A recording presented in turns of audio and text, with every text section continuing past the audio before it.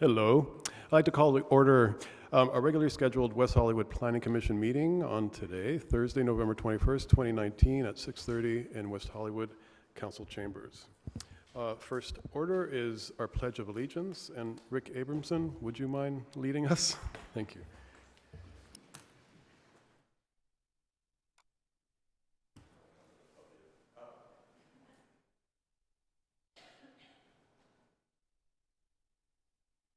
I pledge allegiance to the flag, the United States of America, and to the republic for which it stands, one nation, under God, indivisible, with liberty and justice for all.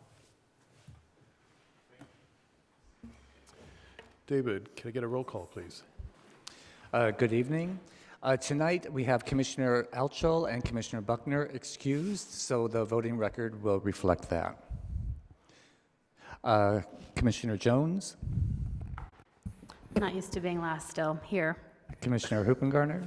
Here. Commissioner Erickson? Here. Vice Chair Bass? Here.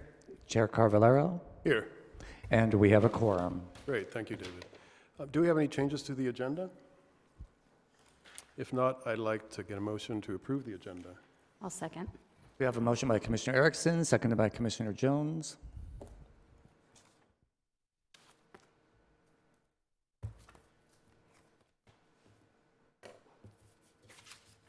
And the agenda is approved as presented. Thank you. Do we have any corrections to our meeting minutes from October 17, 2019? No? We have a motion by to approve? Commissioner Erickson, seconded by Vice Chair Bass.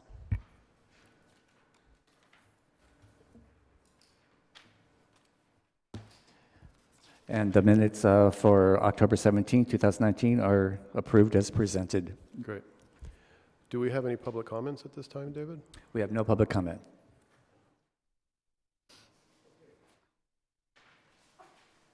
So our director's report from Mr. John Kehoe.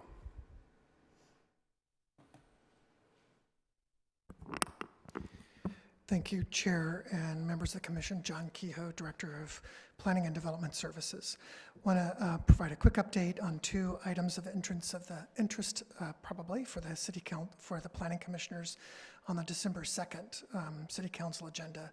So we'll be talking about the zone text amendment regarding the definition of dwelling units. So that had been on the council agenda a while back and was continued. So it will be back on their agenda for discussion. Another item that's coming is going to be a discussion on the regional housing needs assessment numbers that have been assigned to West Hollywood. You may have heard that numbers are going up, and they've gone up quite dramatically for us. In the last cycle, I think we were required to build about 77 units. This next cycle, it looks like we'll be required to have about 3,900 units. So that's a significant increase. Just as in scale, in the current time period, we've built about 2,200 units over the last, so we are way ahead of our numbers, but we're still not on track to get 3,900 units. So that's going to be a big discussion for us as time marches on. The only other thing I wanted to do, I wanted to thank Rachel Diamond for her time as the acting manager of Long Range Planning Division.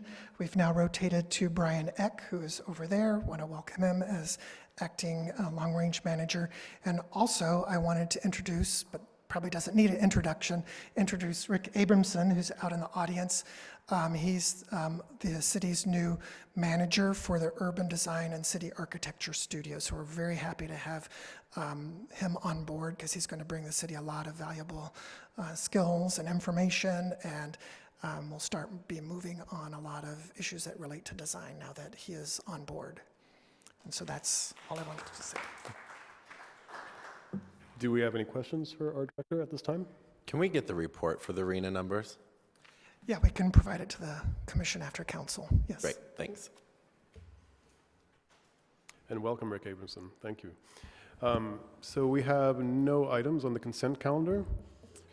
Items for commission. Okay. And I do have one. Okay, go ahead. I did just want to say congratulations, Rick. I know this was a very long process, and the city was very thorough in their vetting process. And I think this is a wonderful addition to our community, both the role and the man in the role. and I've had the pleasure of serving with Rick on green building and other commissions and items, and I find him to be very conscientious, thorough, and experienced, and I'm looking forward to what comes out of this. All right. We have none. And so that takes us to public hearings. Item 10A, we will consider amendments to the West Hollywood General Plan Safety and Noise element to include new fault location and precautions zone map. And Rachel Diamond will do the presentation. You'll have to give us a moment to get out of this. I apologize. We have a bit of a computer issue. Does this mean Brian has to speak before us now for like more than 2 seconds? That we can really grill him this time? We can? Thank you, John, for giving us that permission.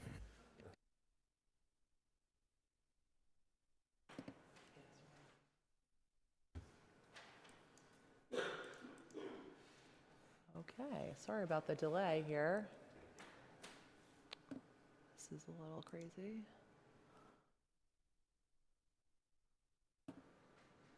I cannot control this mouse. I apologize.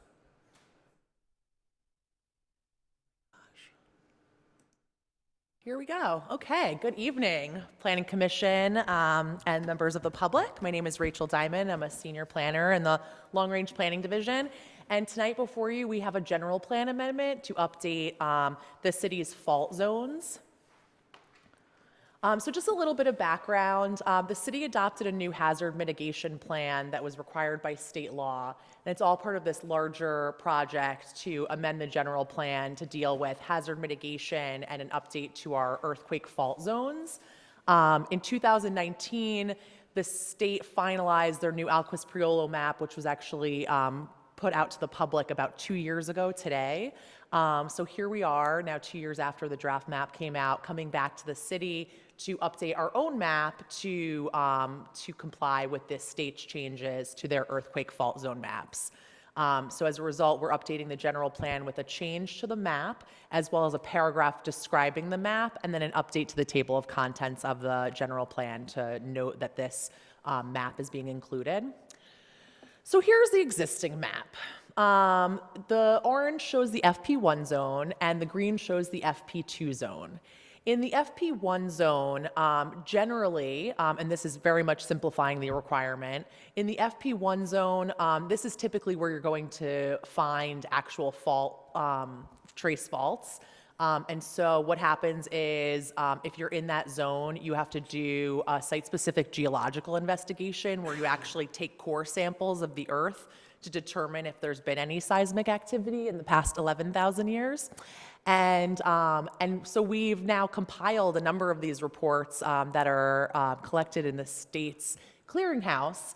And so we have kind of probably we're discussing close to 100 reports on file with the state right now. But if someone comes into that orange zone, they're required to either do a new study or look at a recent study to determine where the fault zone is, or where the fault line is rather, and ultimately would be required to have a setback to that fault if necessary. In the green zone, the FP2 zone, projects are required to either do an investigation or have an enhanced foundation. Typically, projects will go ahead and do the enhanced foundation rather than additional studies. In a lot of cases, larger buildings in this zone would already have those enhanced foundations for other building code reasons. So those are the general requirements. There are many exceptions to these requirements, and there's also our city geologist is here to talk about any exceptions or any questions that you have of that process. So again, here is the existing map. And then what happened was the state adopted, sorry about that.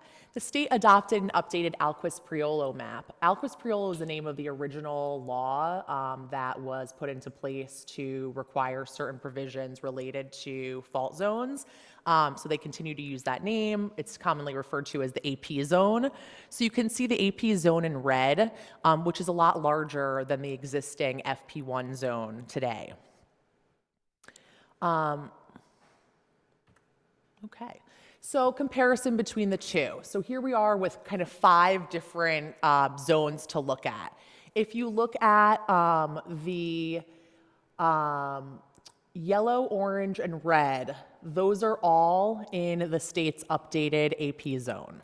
So all of those lots have to be FP1 per the state law. So you can see, for example, the orange is AP and FP1. So those are going to be lots that have no change. They were FP1 before, they'll be FP1 tomorrow. And then the red lots are properties that are zoned FP2 today and are in the AP zone. So those will revert from FP2 to FP1. And then the yellow locations are brand new properties that were not in FP1 or FP2 prior to this study. So that's 82 parcels, or about 25 acres, are being added brand new to FP1 since they're in the AP zone. And then you'll see the blue and the green. Those are properties that were FP1 in blue or FP2 in green that are not in the AP zone. So these do not need to be in FP1. So as a result, we are recommending that those lots be FP2.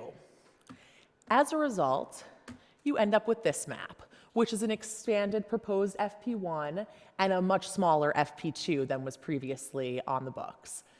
So what we would do now is end up with this map, and this is just a cut of the map that would go into the general plan.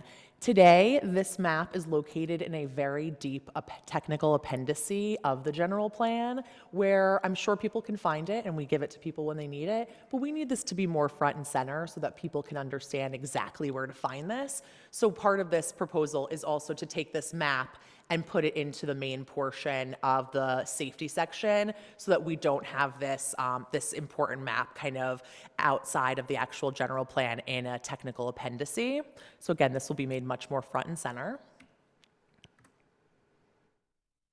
Oops, okay, I apologize. This is a learning curve here. So that is the end of my presentation. I'm available for questions. And we also have our geologists here if you have any additional questions for them. Thank you so much. Great, thank you, Rachel. Do we have any questions for staff at this time? Yes. Go ahead. Can you explain the scientific basis for the FP2 zones? In particular, I'm looking at, sort of from La Cienega East, we're going many blocks deep into the city, turning those into FP2s, where if you go La Cienega to the west, there's properties that are right on top of the state's line, and they aren't FP2. So I'm trying to understand the scientific rationale for that. This is Chris Sexton with Tetra Tech. I'm the reviewing geologist for the city. As far as the basis for FP2, those were established some years ago. And I really can't at the moment speak to the specific basis for why they chose those lots. It was a different set of people and a different set of analysis looking at it. Generally, the reason you have a buffer zone like that is to accommodate what they call off-fault deformation and to accommodate some uncertainty in the fault locations.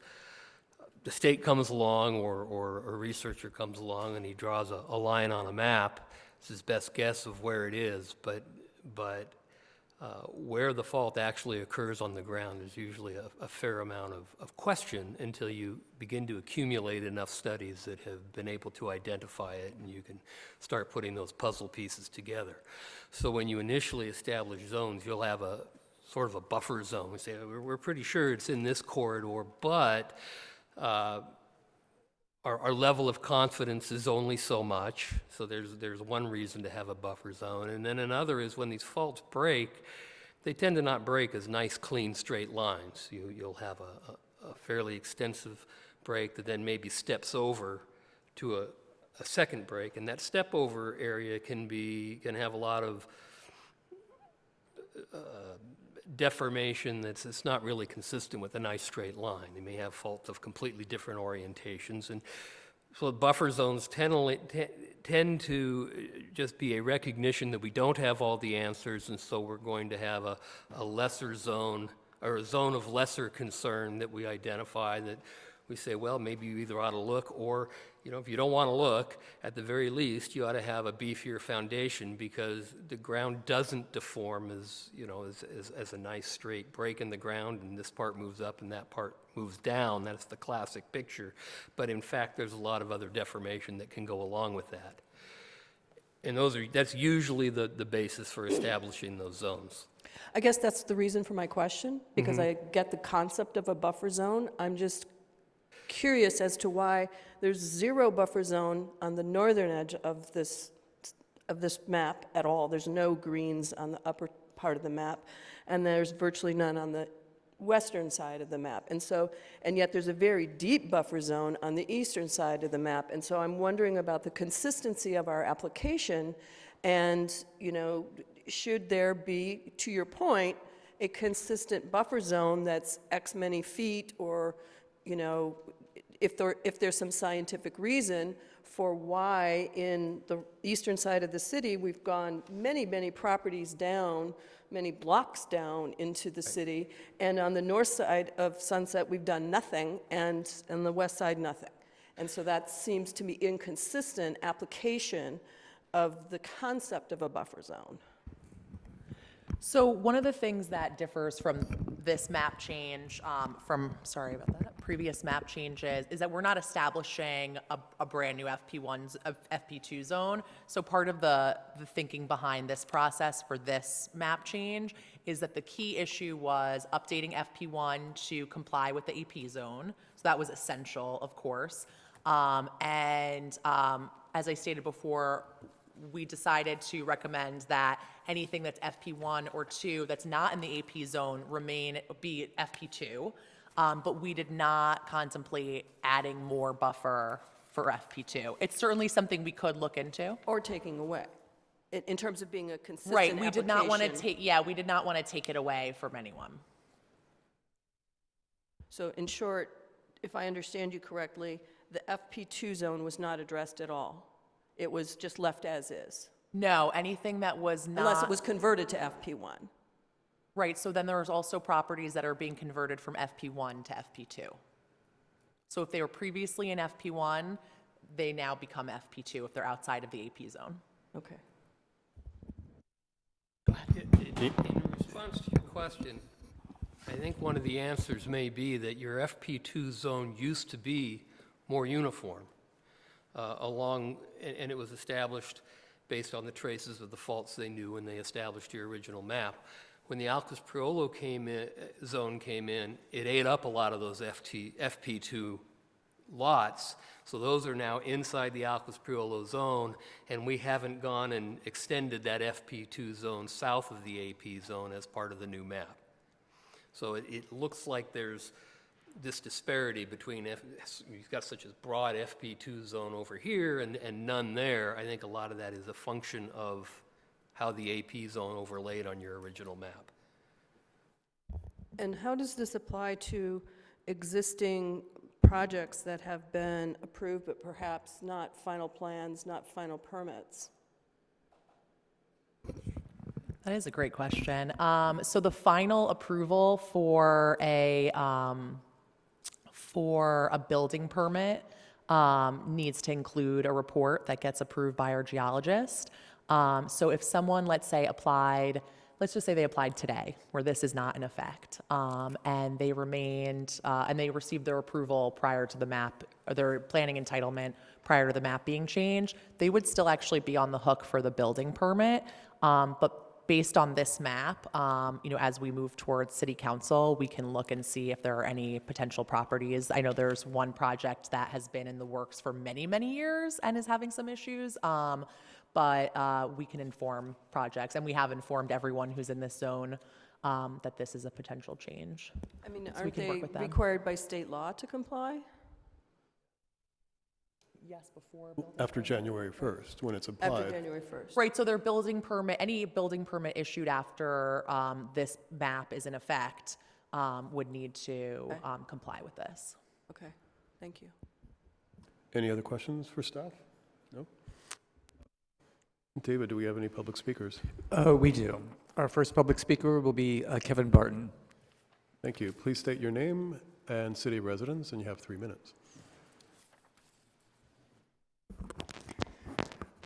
Good evening, Commissioners. My name is Kevin Burton. I'm a resident of West Hollywood, and I am the co-founder of the West Hollywood CERT Group, Community Emergency Response Team, community organization that is concerned with preparing for and responding to, in our local neighborhoods, emergencies. And in West Hollywood, that primarily means earthquakes as opposed to wildfires, for example. And I just wanted to speak to you tonight, say I strongly support updating the zoning ordinance to reflect the new understanding of the course of the Hollywood fault.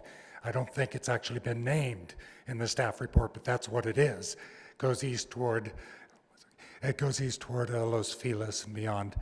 And that was remapped several years ago now, and the state, the wheels of government are slowly grinding, but West Hollywood's reacting pretty quickly to update the rules. We are particularly pleased that the map that you've had presented tonight is going to be pulled out of the deep dungeon of an appendix to an EIR to the general plan, which I actually found one time after quite a bit of searching, and will be made more visible to the residents of the city. That's very important, and we're pleased to see that. I would suggest it would be great if you could produce a map that would combine that with the recent listing of the at-risk multi-unit buildings, that their construction makes them at risk in an earthquake. Either the soft story or the other kinds of concrete reinforced buildings that are at risk, and combine those two maps so that current residents, either of apartment buildings or common interest developments, as well as future residents, somebody buying into a condominium, can look and see where the highest risk is in the city. And with regard to the Hollywood fault, if you want more information about that, you can go to our website at WehoRecert.org. It's Weho, RECERT.org. In resources, there's a link that tells you all about the fault. There's also a link to a good flyover, which really brings the problem to life. If you fly over and see which buildings in West Hollywood along the Sunset Strip are at risk, this fault goes right under the Capitol Records building, goes right under several iconic buildings on the Sunset Strip in West Hollywood, and it really tells you where the risk is. Thank you. Thank you. And our last speaker will be Steve Martin. Good evening, Commissioners. I want to thank the geologist for his report. I'm assuming that there's going to be a internal program so that properties, not just along the Sunset Strip, but along the zones, particularly in the residential areas, are flagged so that staff understands when someone comes in to put in a new development or to make some sort of addition that would be substantial, that it's understood right away that they're warned if they have to make certain accommodations to make sure that, but just because they're within the zone, so that doesn't fall off the radar screen, I mean, which is a concern based on how the map was hidden before. I'm assuming that the Arts Club, for instance, will have to go through some sort of new, well, when they submit their plans, will have to submit. I mean, this is a big change from how things have been done here traditionally, and it's good to see the city moving forward.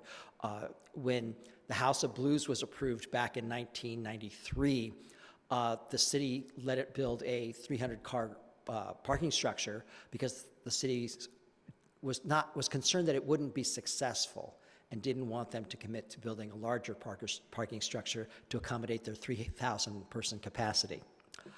So when the House of Blues became tremendously successful the day they opened their door, residents were very unhappy about the deal that was cut about parking.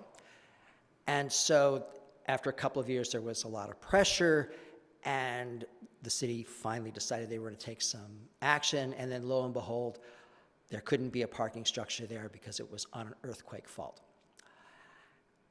Somehow, I guess that earthquake fault perhaps wasn't in play when the city approved the Pembry, but I'm assuming the Pembry's making substantial improvements to protect the public safety. But we have seen this played a big role in the city. The Sunset Millennium wouldn't have been approved for the size that it was, but only for the fact that it was going to provide the parking, the missing parking for the House of Blues. So all these things are interconnected, and I just say I'm really happy to see that with the state's help, we're moving forward in a way that's going to be more safe for everybody in the city of West Hollywood. Thank you. Great. Mr. Martin, do you mind stating your name and city of residence, just for the record? No, it's fine. I should never presume. Thank you, Chair. I know. I can hear her screeching. But thank you. Steve Martin, City of West Hollywood. Thank you. So I'll close the public comment, and we go into deliberation. Would you like to go first, Commissioner Erickson? I had the great pleasure of serving on long range with two of my fellow commissioners when this item came before us. Some of my new trigger words are FP1 only, FP2 only, and AP1 only, and so on. I too echo, that was a joke, you can laugh.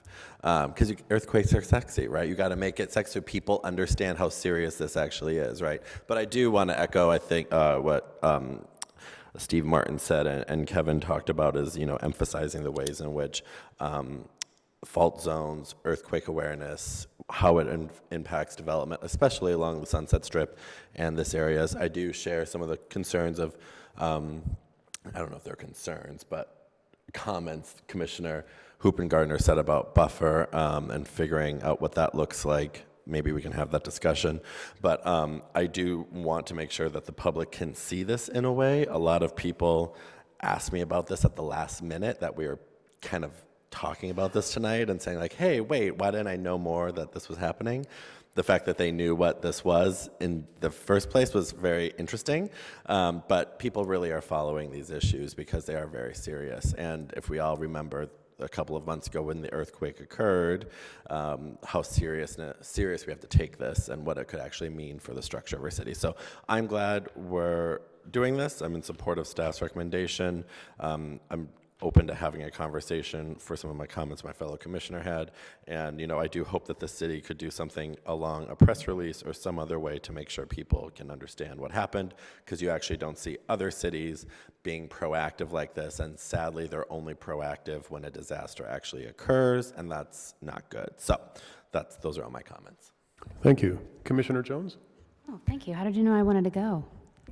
Thank you. I just want to clarify, I'm generally I'm very much in support of staff's recommendation, and I don't think I have really tons to add, but I do just want to be sure, because of the conversation we're having here, it's not a super long staff report, but I don't expect that everyone has read it. This is only for new development, correct? This only affects new development. New development or major Redevelopment. additions, yeah. Great. Okay. I just want to make sure everyone knows that, because it can be very scary sounding for like a reinforced foundation for an existing building. The city has already, done the study for our seismic retrofit in the buildings that are affected and need to make that change. So I just want to be very clear about that for public record. But other than that, I support staff's recommendation. I don't have any other comments. Thank you. Great. Commissioner Hoopengardner. I just have two comments. I think we've already, discussed the buffer zone, and I feel that this is somewhat inconsistent and should be, if it's truly a buffer and it's meant to be, okay, X many feet from the line should have, this additional requirement, then it should be consistent across the city. And it kind of looks like simply we took the existing map, and if it wasn't FP1 anymore, we just recolored it FP2, and we didn't really address the buffer concept as it's meant to be. So I would highly recommend that we visit that. In addition, and I'm really glad this is going to be brought to the fore, I would like to ask staff to look at the way we prepare our staff reports in our projects and consider adding a section, just like we have an affordable housing section, et cetera, that we should have a section that says this is in X, Y, or Z zone, earthquake-wise, and therefore it is required to do whatever it's required to do, so that it's upfront in everyone's awareness when we go through the approval process. So I just think that there's been, as we look at this map, there's stuff that we've looked at since I've been on commission that fall into this map. And I would have liked to have known that at the time, which we probably should have, and we didn't. So I think going forward, if we could just make sure that that's just a chunk of, it doesn't need to be more than 1 or 2 sentences that simply states this is in X zone or Y zone or not in any zone. And that way we have it it's in clear relief to us and the public. And those are my comments. Thank you. Commissioner Bass? Yeah, just a couple of things. I like Commissioner Hoopengarner's suggestions. I was actually thinking the table that's usually on most development projects, the table where it says this is what's required and this is where it meets for parking spots and something, just one more row on that table. I think that makes perfect sense and would be helpful. And when we saw this at long range, the conversation really was, do we just acknowledge what the state requires us to do? Do we keep 2 different zones outside of this? Like some of them, anyway, it kept going to that. And I advocated that we not erase these that are currently in, what are they, F1, FP1, FP2, not erase them, because it wouldn't be adding any additional requirement on any additional properties, but for this administrative process of just adopting the state's rules, that the ones that are currently FP1 have a less of a requirement, and those that are FP2 remain exactly the same, unless the state requires us to move them into this other zone. But at least that way we could move this administratively. If we choose to have a conversation as a city about an additional buffer zone, that's one thing, but I wanted to make sure we didn't at least. At one point in time, people thought these that are going to be in FP2 were in danger, that they should be in a heightened zone. And so I don't feel comfortable taking them out entirely. And so I advocated for exactly that process you described of a color in the other ones with this other color. And Commissioner Jones and Commissioner Erickson generally agreed with that concept of just not sticking to just what the state requires, but keeping that other zone. So I think for an administrative process, this is what we should adopt tonight. But I do think that council should take a look at whether or not we dive deeper into a buffer zone. Thank you. Now I have a question for my commissioners then. In long range, did you ever discuss the sites that are not currently colored? Did you ever consider the possibility that when they do geos for the property, that some of this information might surface, and a site that's currently not highlighted could become highlighted as part of the research process before you start a project? Was that ever discussed with staff? And is that a possibility? Whenever you do a project, there's always... We didn't discuss it with long range subcommittee, but, and we were just talking about this earlier, that if there's a site specific geological investigation that starts pushing the actual location of faults north or south, that's when we immediately would start looking at expanding the zone or changing the zone. So anytime a project comes in that gives us new information, we consider whether we need to adjust or not, especially if it's on that boundary. And we would have a heightened sense of that review in terms of where it is in the greater boundary for the next few years, so that we could evaluate that and how this map changes that.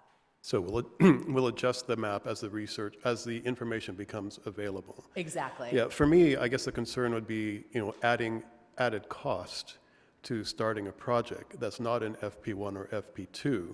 And just in my own sort of experience, a lot of that information surfaces during your geo research.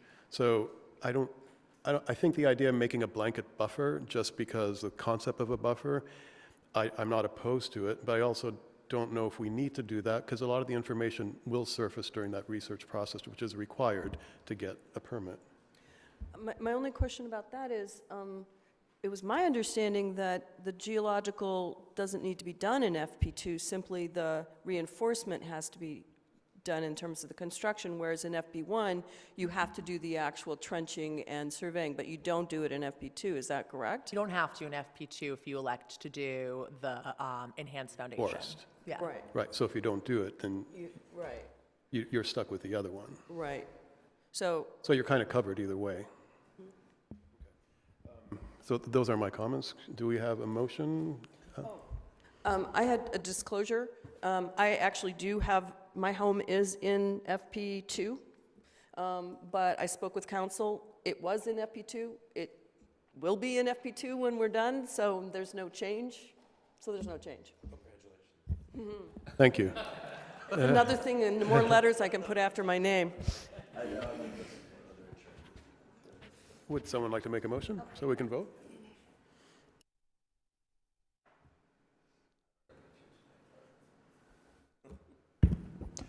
We have I a will motion by move Commissioner Hoopengarner, seconded by Chair Carvalero.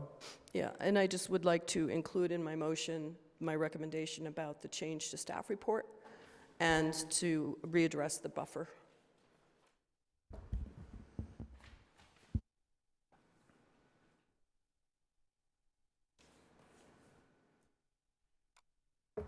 Thank you so much. And the motion passes. There is no appeal process. This is a recommendation to City Council.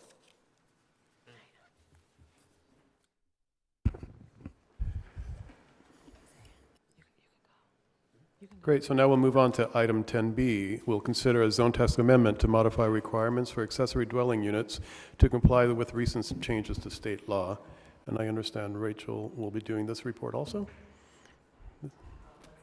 Yeah. Sorry.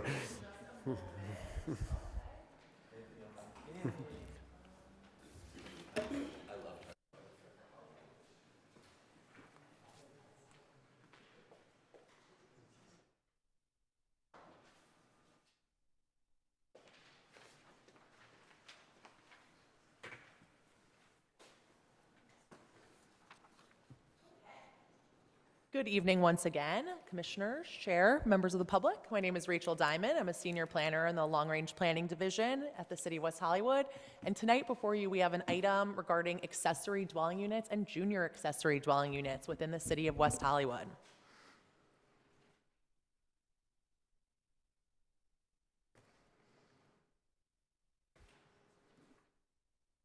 Okay. A little bit of background for you. In January of this year, the city actually updated the accessory dwelling unit regulations to comply with state law that changed last year. But lo and behold, this year we had a number of accessory dwelling unit bills that were not only adopted, but then signed by the governor. And so interestingly, there were a number of bills that superseded each other. And so ultimately, the final bill that applies here as part of this conversation tonight is AB 881, and that was signed into law in October.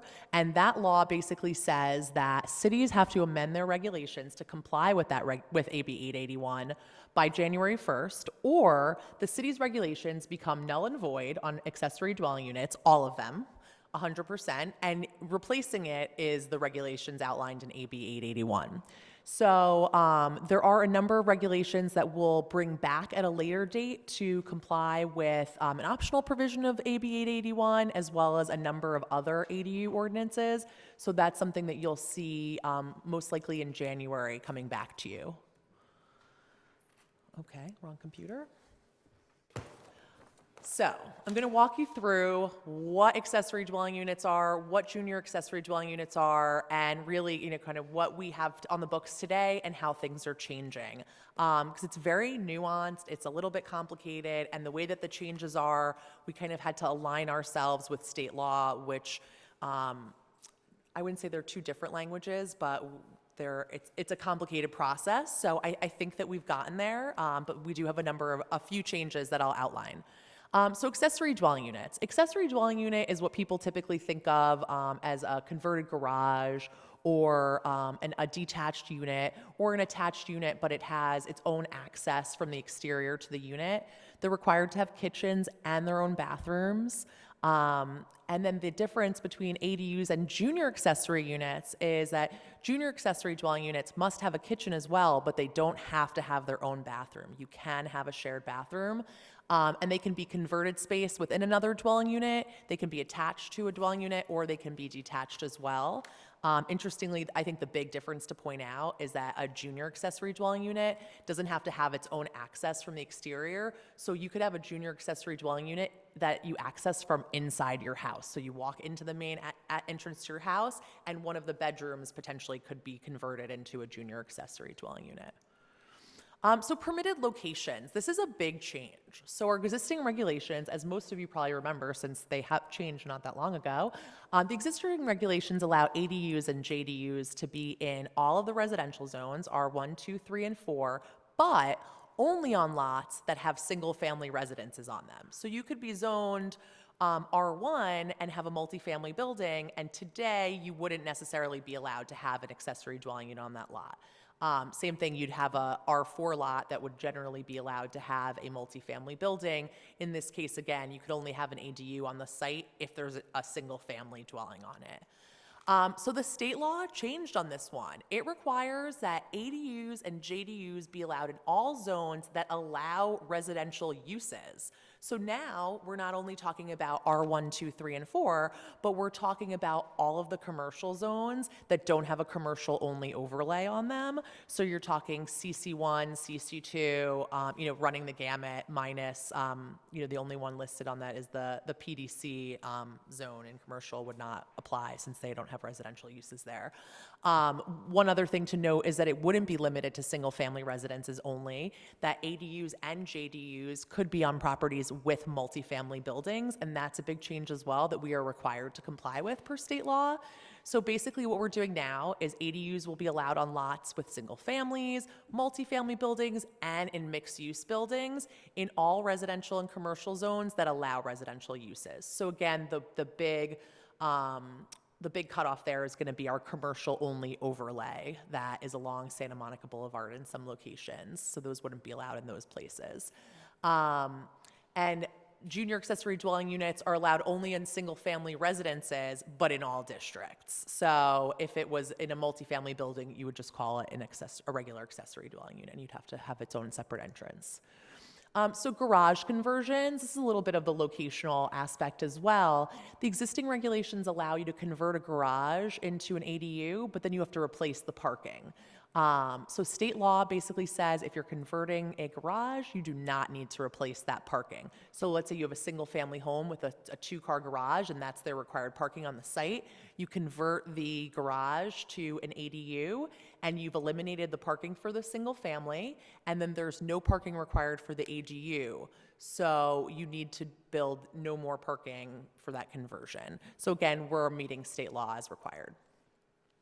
Applicant eligibility changed as well. Our existing regulation requires that owners be the applicant, and this was to avoid any sort of confusion about ownership and who is controlling these ADUs.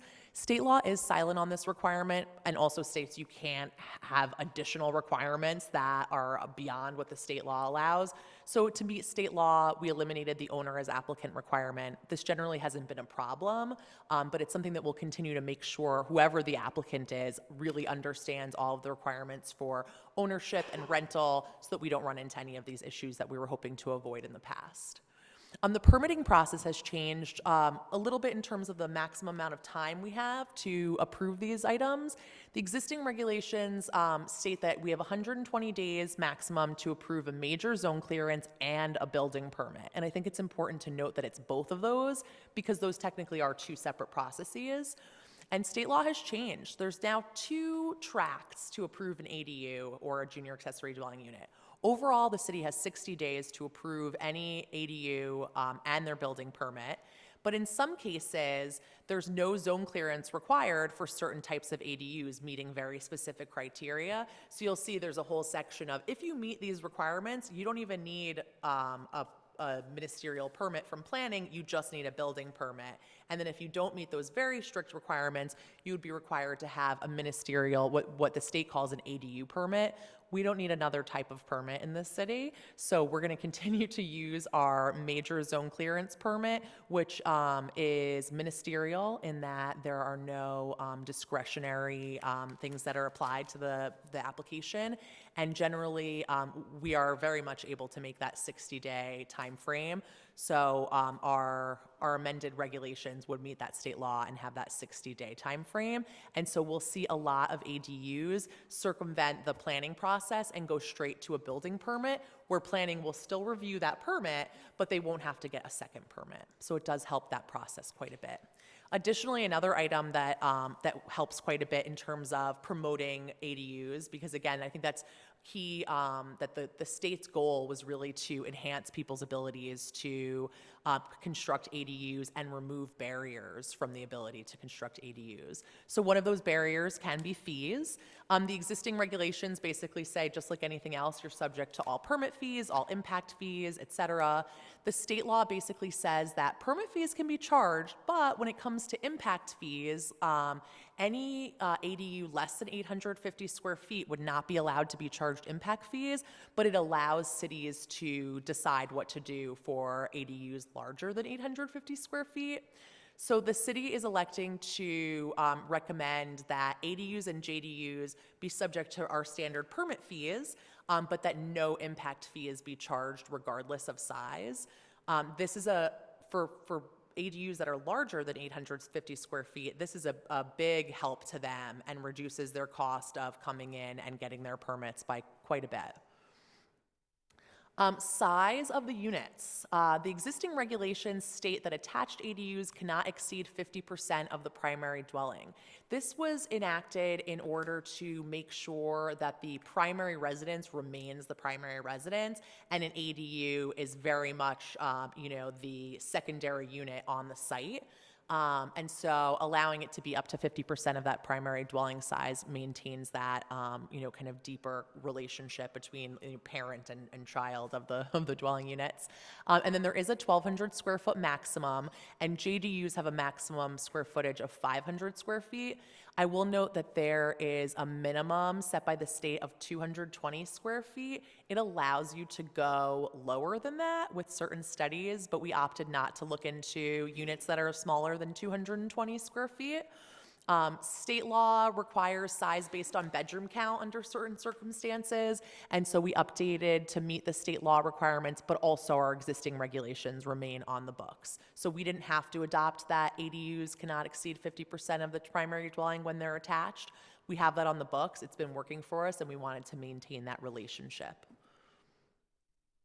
Floor area ratio. So some of the districts that ADUs will be allowed in have floor area ratio requirements.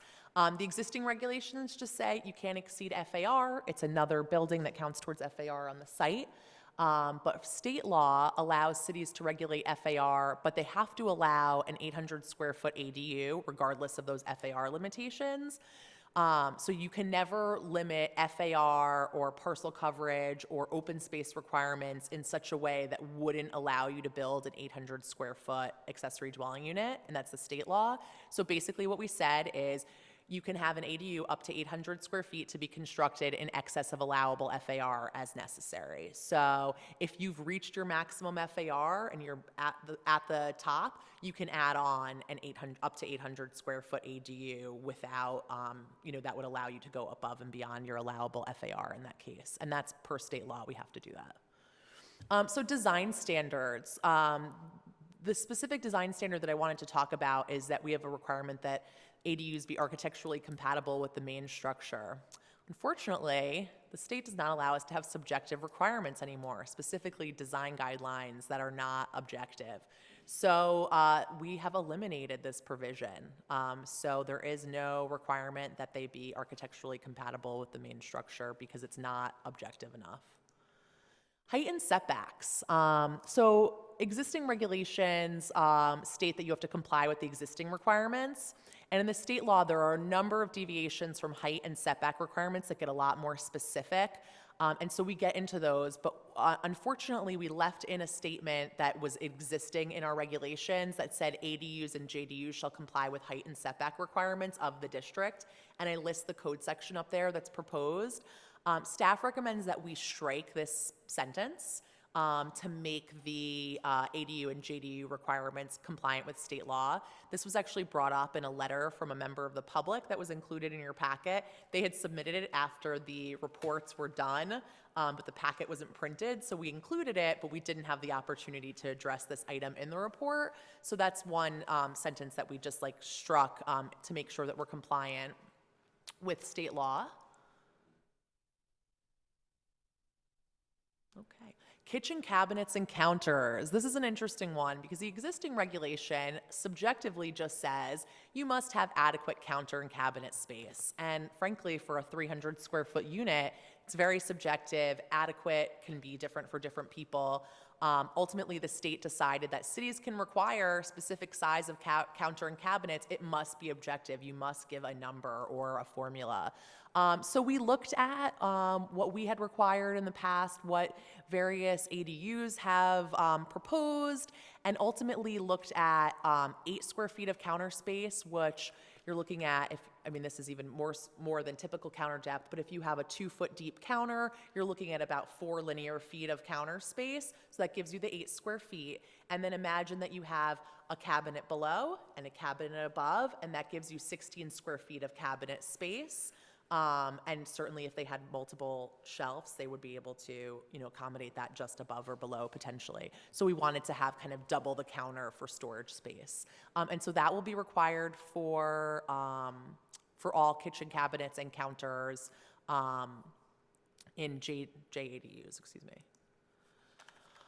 Rental. This is a big one also that was outlined in the letter that you received in your packet. So the existing regulations for ADUs require that they be rented for 1 year or more, or that they be used as the resident's domicile, which is defined as their permanent residence, where they register to vote, that sort of thing. So it's their permanent residence would allow them to be there less than 1 year.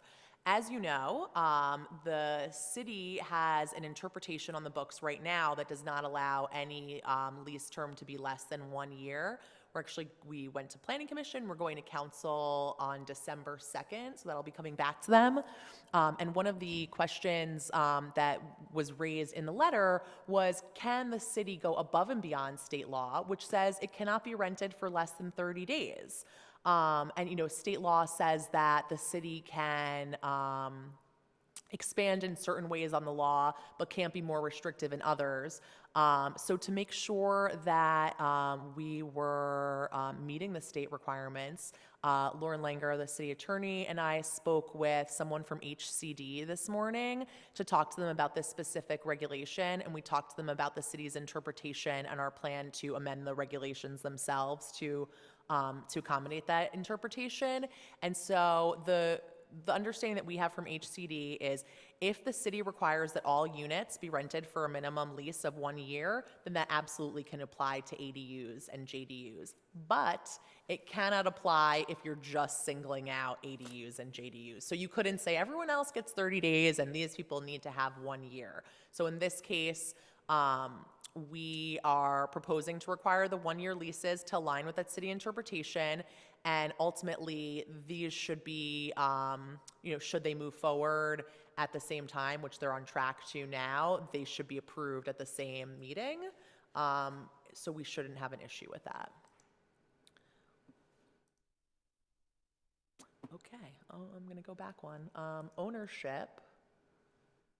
Sorry for the technical difficulties here. Let's see if we can go back. Okay, well, I'll just tell you, ownership of the units. Today, we require that there be, that the main property owner own the ADU as well, and that there not be ADUs sold separately. And the state law stays the same and says they need to be, they can't be sold separately except when you have a nonprofit on board and you have an affordability component of those ADUs. So that's something that we opted not to include in this ordinance today, but our housing division will be coming back at a later date to implement those allowable requirements as discussed. So there will be some ability potentially to sell the units separately as affordable units in the future. So just looking at, what we've actually approved on the ground, we approved about 17 accessory dwelling units in 2018, and this year we're down a little bit, but the year is not done yet. And I imagine that people may be holding off to comply with this regulation instead of our current one, since it's more open in terms of where you can locate these units. So overall, in the past 3 years, we've seen 28 accessory dwelling units. We anticipate that increasing as time goes on, and especially as we start to implement the new regulations. So As I said, the zone text amendment aligns the zoning ordinance with the adopted AB 881 with some of the changes that I outlined. And what we would do after tonight, should you elect to make a recommendation to the City Council, we would go to the City Council on December 16th with an urgency ordinance as well as a first reading of the regular ordinance, so that the urgency ordinance becomes effective immediately. So on December, should they adopt it on December 16th, it would become effective. And then we would also have second reading of that final ordinance that would put it permanently into play in January. And so it would be full-time in effect in February of 2020. And then when we are done with that process, we will submit the ordinance to HCD for their database.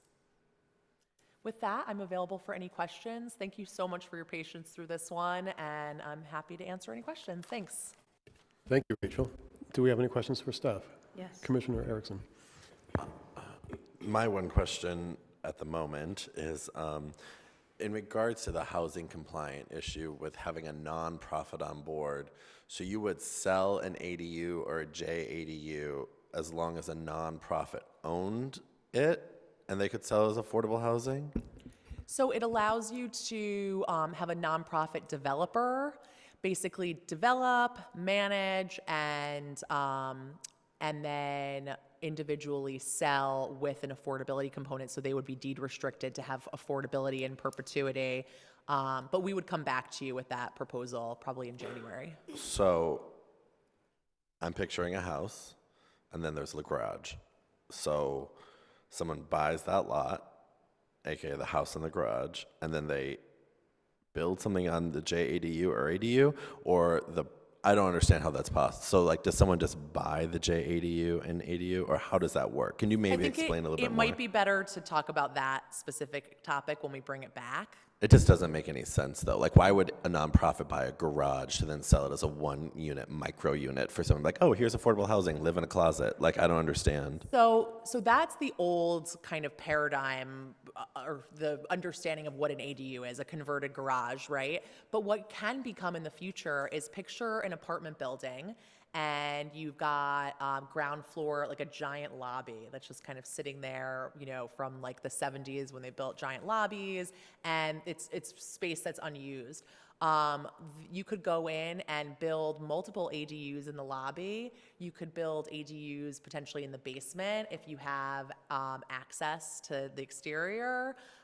You could add ADUs attached to individual units and convert, let's say, common space or existing dwelling unit space. So now you have a building with, let's say, 20 units, up to 25% of those units, so up to 5 units of ADUs could be built on that site. So you're looking at, more likely, I would say it's probably an existing nonprofit that operates a building that's going to start carving away and adding more ADUs into that building, or an existing building having a nonprofit come in and help them locate ADUs on the site and manage that process. So that explanation was a lot better, so thank you for that, because now I'm with you. So, and just for the sake of the argument, the West Hollywood Housing Corporation owns whatever building next to McDonald's, and I know it's next to McDonald's because I go there on a regular basis. I would like that for the record. However, so I walk into the lobby. It's a great lobby, but all of a sudden they're like, hey, we're a nonprofit entity who's a developer. We think that we can make a boom, boom, boom. We can make ADUs here in our lobby. They're much smaller than the actual apartment up on the first, second, third, or however many, I can't remember how many floors it is. Isn't that kind of like almost saying, you don't get to live in one of these apartments, but you can live in the small ADU, which has like a kitchen and a cabinet, and that's it? That's my understanding. Great, okay, thank you. Commissioner Jones. Yes. Oh. Thank you. If you can toggle back to the slide where you talk about FAR, I just want to make sure I'm reading this right, because it doesn't totally make sense. It doesn't make sense to me at all, actually. So state law requires a minimum of 800 square feet regardless of any FAR restrictions. But we're saying someone could potentially build, we're amending it to allow ADUs to build up to 800 square feet to be constructed in excess of allowable FAR as necessary. That seems to me to be incongruous. That's not correct. So basically what the state law says is that you can't prevent someone from building up to 800 square feet of accessory dwelling unit on the basis of maxing out FAR, open space, and parcel coverage. So you have to allow the ability to construct an 800 square foot unit, and that's why we're saying, we would accommodate up to 800 square feet over FAR to accommodate that unit. And I apologize for the intense technical difficulties here. Maybe it just needs to be reworded then, because what I'm seeing is that the state law minimum requirement is 800 square feet. And what it says here is that we're amending it to allow to be up to 800 square feet to be constructed in excess of allowable FAR as necessary. Right, so we could allow more. We could allow, for example, we could say you need to allow ADUs up to 1,200 square feet to be constructed in excess of allowable FAR as necessary. The state law only requires us to allow going over FAR to accommodate up to 800 square feet, so we remained at that minimum. Does that make sense?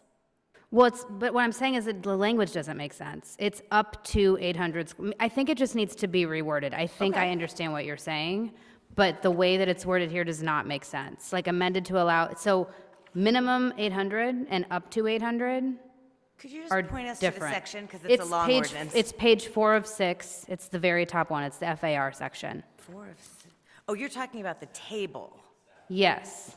Okay, let's try and find that in the ordinance and make sure it's clear, because that will be the controlling language that goes through to council. So let's try and find that. I'm just comparing them side by side here based on what's in the table. I think it's on page 10. Wait, no, sorry, that's no.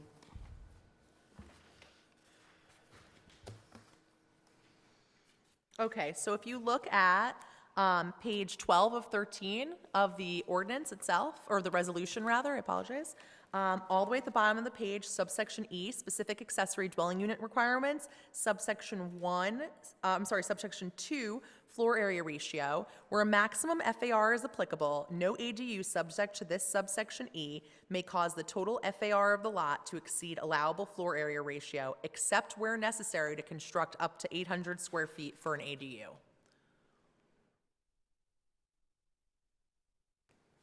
So if you could fit 700 square feet and be within FAR, you get 100 feet above FAR to get you to maximum 800. That's the intent. Right, but the of that state is language. minimum 800, minimum, regardless of FAR restrictions. We can't apply an FAR requirement, a maximum density, if they can't have an 800 square. So they can go above our maximum density up to 800 square feet. I think that's a simpler way to say it. They get to exceed our density, and we're saying no more than 800 square feet. Okay. So if I understand this correctly, then the state says we can't prevent anyone from building 600, 700, 800. We can prevent 900, 1,000, and That's therefore, So we limited that authority to exceed our local densities to 800. okay. I have a question. Bringing back the issue about selling and nonprofits, in January, does that impact us in any way with the rule that we have to adopt this by January 1st? No, that's an optional item. So that's something that they enable cities to do, because otherwise the regulation is that there's no separate ownership. So they enabled cities to do it, but don't require cities to do it. We'd like to look into opting into that, so that's where we'll come back in January. We just wanted to research it a little bit more. I just want to make, and I'm sure you've looked at this, but for my own comfort, I wanted to make sure that we looked at everything that we're required to do by January 1st so we can meet that deadline. This is it. This is it. I had to ask the question. Thank you. So question about, back to the 800 square feet in the, my question is to be clear that this ADU is meant to be sort of a retrofit, a change to an existing structure. Not anymore necessarily. Well, that's my question, because does this say then, if somebody comes in and says, oh, well, I want to build a mixed use project and I want X amount of affordable housing, but I'm going to designate this additional 800 square feet as an ADU, that becomes yet another component of that development? Yeah. Technically, you'd consider it to be, the way that they word it is weird because it's all proposed, right? But it's kind of approved proposed and the ADU proposed to that approved proposed. But yeah, you will have projects that are going to come in brand new and have ADUs as a brand new project, and they'll be subject to this requirement that would allow them to exceed FAR by up to 800 square feet. Well, doesn't that have rather significant impact on any number of our other code? In other words, if we have an envelope that says you can build up to, 3 stories in this commercial zone, but you're going to do mixed use, and therefore, and you're going to do affordable, so you get your next story, and you go to 4 stories, and now you get another 800 square feet on top of that, what does that do to our height requirements? What does that do to all of the other requirements? Well, any requirements that are given some leeway are outlined here, but it shouldn't change anything that's not specified here.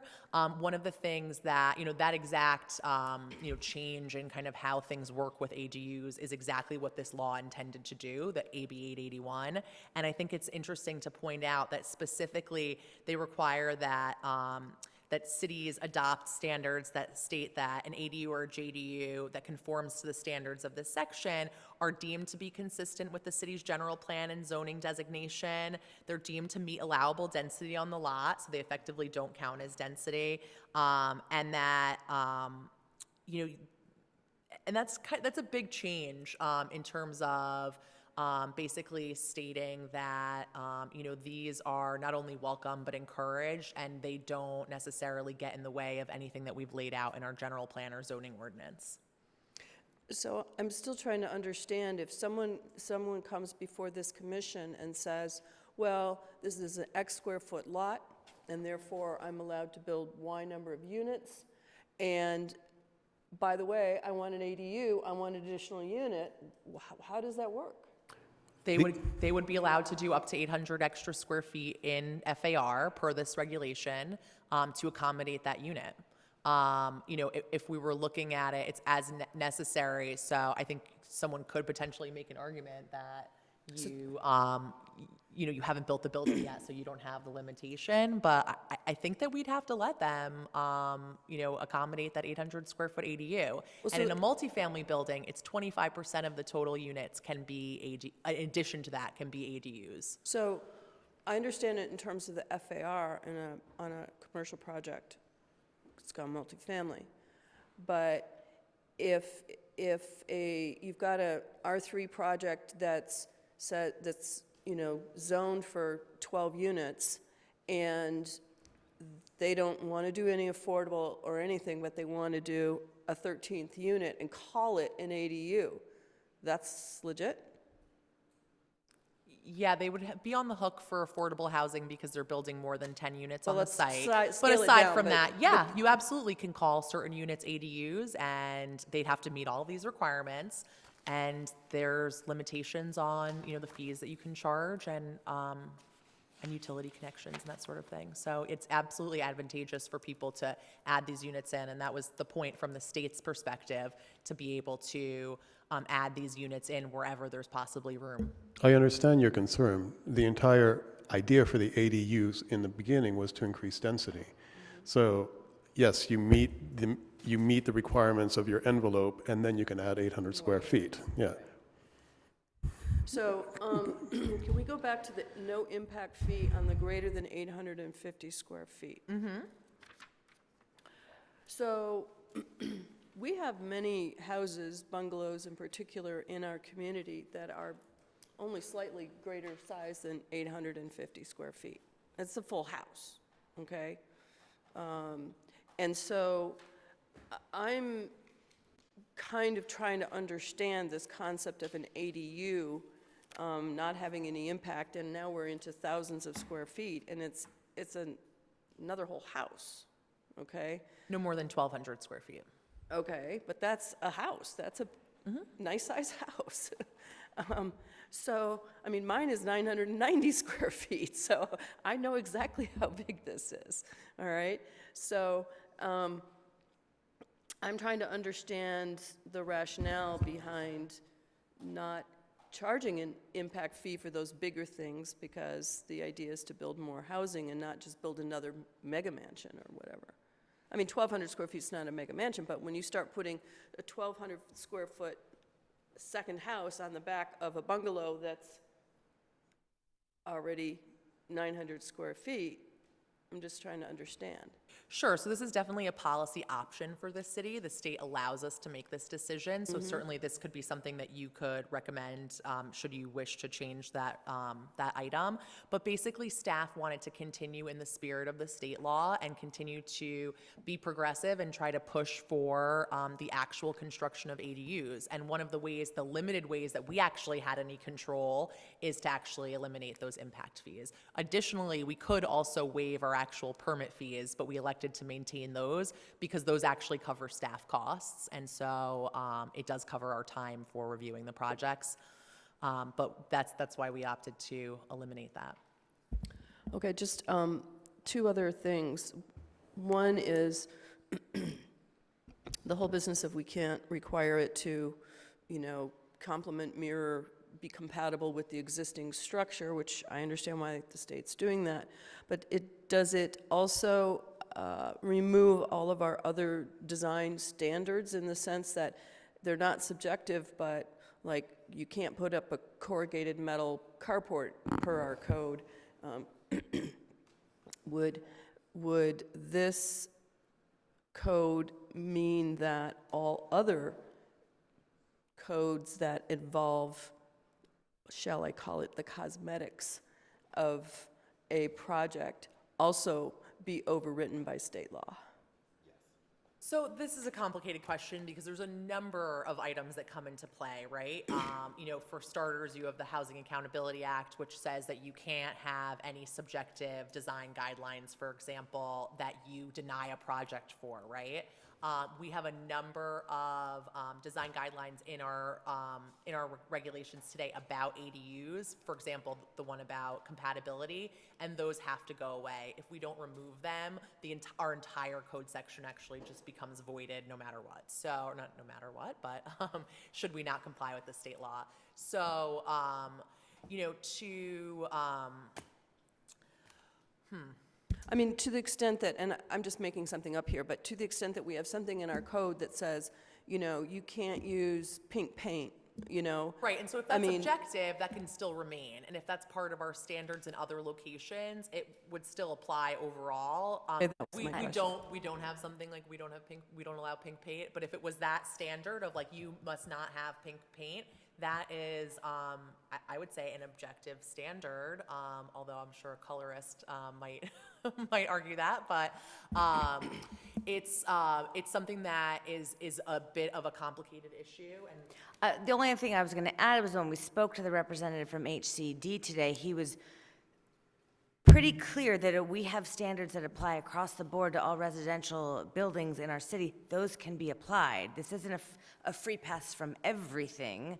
So he was very interested in that. He's like, if you've got something that's, you know, that applies to all residential units citywide, that's probably more appropriate than singling out an ADU and saying you have to do all these special things, which are going to make it difficult to create ADUs. So that's the balance we're looking for: subjective standards that are generally across the board. We didn't include any specific objective design standards for ADUs in here because that's, you know, I'm just wondering if that language should somehow be discussion. incorporated in here to make it clear that, notwithstanding, you know, all of this other stuff, that you're still subject to all of the zoning ordinances that are in our current books. Okay, and speaking of which, just, this is minor, but the 16 square feet of cabinet, I would like that to be more specific. How are you measuring that? Are you measuring it by the wall space, by the vertical? I mean, I'm sure there's some standard in the architectural world, but in code world, how are you measuring that? And I understand your description, but if I were reading this as a homeowner looking at building an ADU, I would be a little confused to how am I, is it the shelves, is it the wall space you're covering? That Well, would be a little yeah, the confusing. millwork would be better covered as a cubic square footage, footage, not square footage. But I think the intent is there. You know, if a countertop is 2 by 4, then 8 feet below that, or 8 feet below that, and 8 feet above that, the upper cabinets typically are not that deep. But like Rachel said, then you have multiple shelves, and you make up the square footage that way, or the cubic footage that way. Oh, yeah, I'm not concerned about them achieving enough cabinetry. I'm concerned about just how it's interpreted and what it means. And so when the average reader looks at it, what square footage am I measuring? And you're right. And that's the words that I put in here is cubic, is cubic feet, maybe. We can look at converting that to cubic feet, and then otherwise, if we kept the same standard, we can clarify as well to talk about surface area, counter surface area and cabinet shelf surface area. Because you might want to do a galley kitchen, not have upper cabinets, and yeah, there's so many interpretations that I think it's more of a achieving enough guideline. storage, and the question is, to me, that's where cubic feet becomes more applicable. And I look at things in terms of how they would be interpreted and how they would be read by someone who wasn't part of this conversation. Okay. Commissioner Erickson? Thank you. Back to housing. And this is more a question for Lauren. Specifically, so I want to go back to this nonprofit aspect with affordable housing components. We oftentimes see developments that include affordable housing, and hopefully, right, not some, right, we won't go there.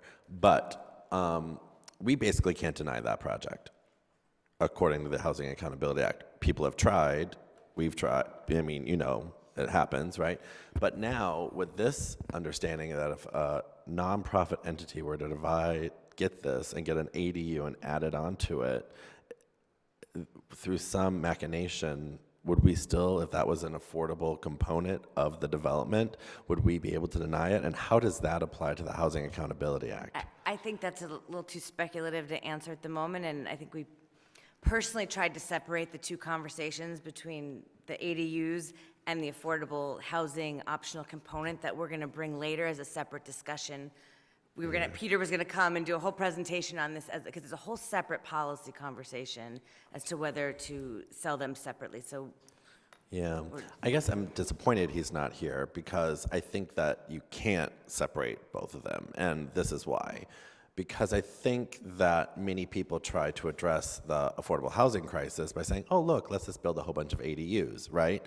And let's build this instead of building housing. And now I'm worried about some of these carve-outs that are being put into this law that could be used one way or another to tie local control to having to have some way to build a development that has an ADU, but it still meets the state law compliances regarding new housing laws. I'm just saying it's kind of like when I'm about to ask you secondarily, define subjective as a lawyer, right? And I'm looking at the design standards to kind of follow up with what Commissioner Hoopengardner said, that I'm reading this as there's some carte blanche activity here where things kind of supersede what we already have, because I have that fear as well. But as you all know, as a lawyer, your definition of subjective is different than someone else's definition of subjective. So I'm just saying I think we're going down some paths here where we don't have answers to questions, and I think most of us up here are very concerned about housing and want to do something to address it, and the fact that our housing manager isn't here to have this dual conversation is unfortunate. well, let me say one other thing. The reason this is before you tonight is because we wanted to get something adopted before the end of the year. And that is a longer, more complicated conversation that frankly needs more research and analysis. It's a brand new concept, so I'm not sure all of those different issues have been worked out yet. And so that's the only reason why this is coming forward fast, to get it to you and to City Council before the end of the year, so our whole ordinance isn't invalidated. I realize it's not perfect. I realize that, but so that was the push. Let's get the main ADU ordinance before you, talk about the few issues that we can talk about with this, and then if there's a policy discussion about affordable housing and ADUs, we have to have that separately. It couldn't be ready for tonight. Great, thank you. David, do we have any public speakers on this? We have two. Our first public speaker will be Steve Martin. Thank you, Steve. We have 3 minutes. Hollywood, thank you. I wasn't going to speak. This is a fascinating issue, and you guys have asked a lot of good questions, and staff has fielded a lot of good questions. Yeah, I think what John Erickson was talking about, I think there's a certain amount of nativity coming from the state. I think that maybe they put out an offer that nonprofits want to buy my garage, and I'll sell it to them for a couple $100,000, and then they'll build affordable housing on it, which would be great. The problem is that as a homeowner, I probably wouldn't do that because it would actually impact my resale value. So I sometimes think that a lot of this stuff is good intentions, but not well thought out. And then there's other consequences that aren't, I think that John's alluding to, that just haven't been thought out yet. And I understand we're under the gun. Maybe you guys need to have a study session. Certainly Peter Noonan, for instance, maybe from RSD should be here. I used to be on rent stabilization. I used to be a tenant.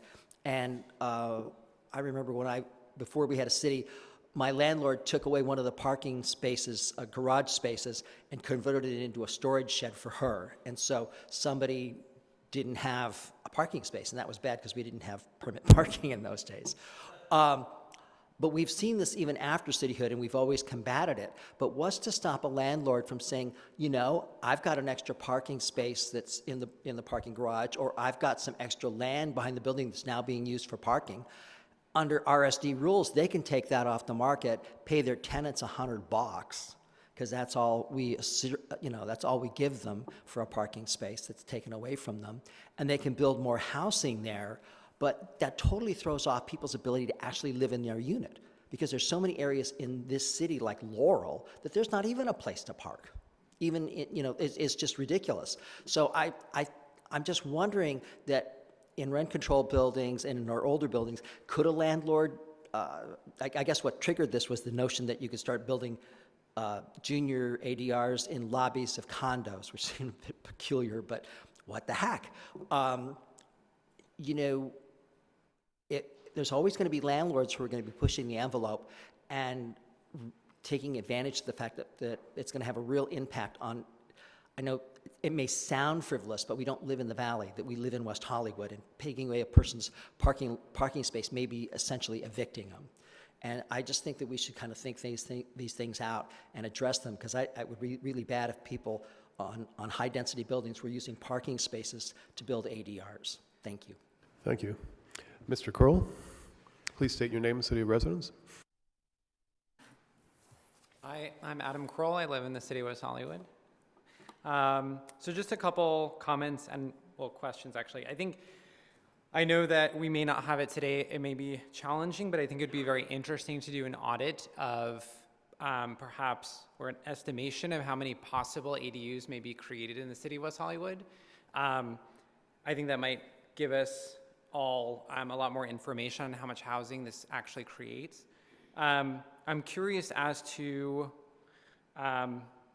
the regulation in terms of the percentage of the primary residence size that an ADU can be. So I think you mentioned there was a 50% limit, is that right?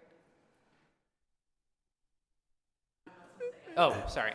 Yeah. Okay. Yeah, it's not a question and answer well, I situation. think that at the end of the day, I wouldn't want to see our city limit the amount of housing that we can create, and especially if we then employ a regulation where only nonprofit housing developers would then have the ability to sell these ADUs as separate from the primary residence. Under the condition that the unit is deed restricted affordable housing, it seems to me we would sort of limit the size of these affordable units and have this, yes, we will be able to allow more people in our community who work in our community to live near their jobs, people like teachers, people like nurses, who are currently perhaps driving hours, to get to work every day. But it doesn't sound right to me to limit the size of those units.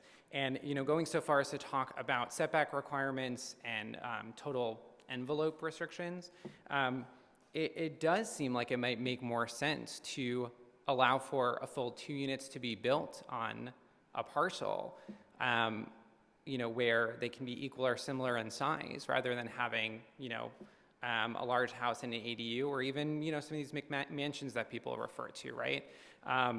Again, granted that the buildings are falling within the total envelope size. So I think it's an opportunity, I think, to really look and say, okay, do we want to have a city where we're creating all of these smaller units that are maximum 50% of the size of the primary residence?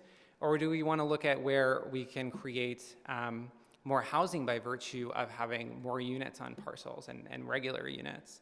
I think it's a very bold and important step for the state to take to allow these units, but overall, I wouldn't want to see our city have, you know, all these small units that are, you know, deed restricted, and then, you know, people are sort of like segregated by income in this way and what they're able to afford. So, oh, and then on the length of tenancy issue, I do have take issue with having the minimum 1-year requirement.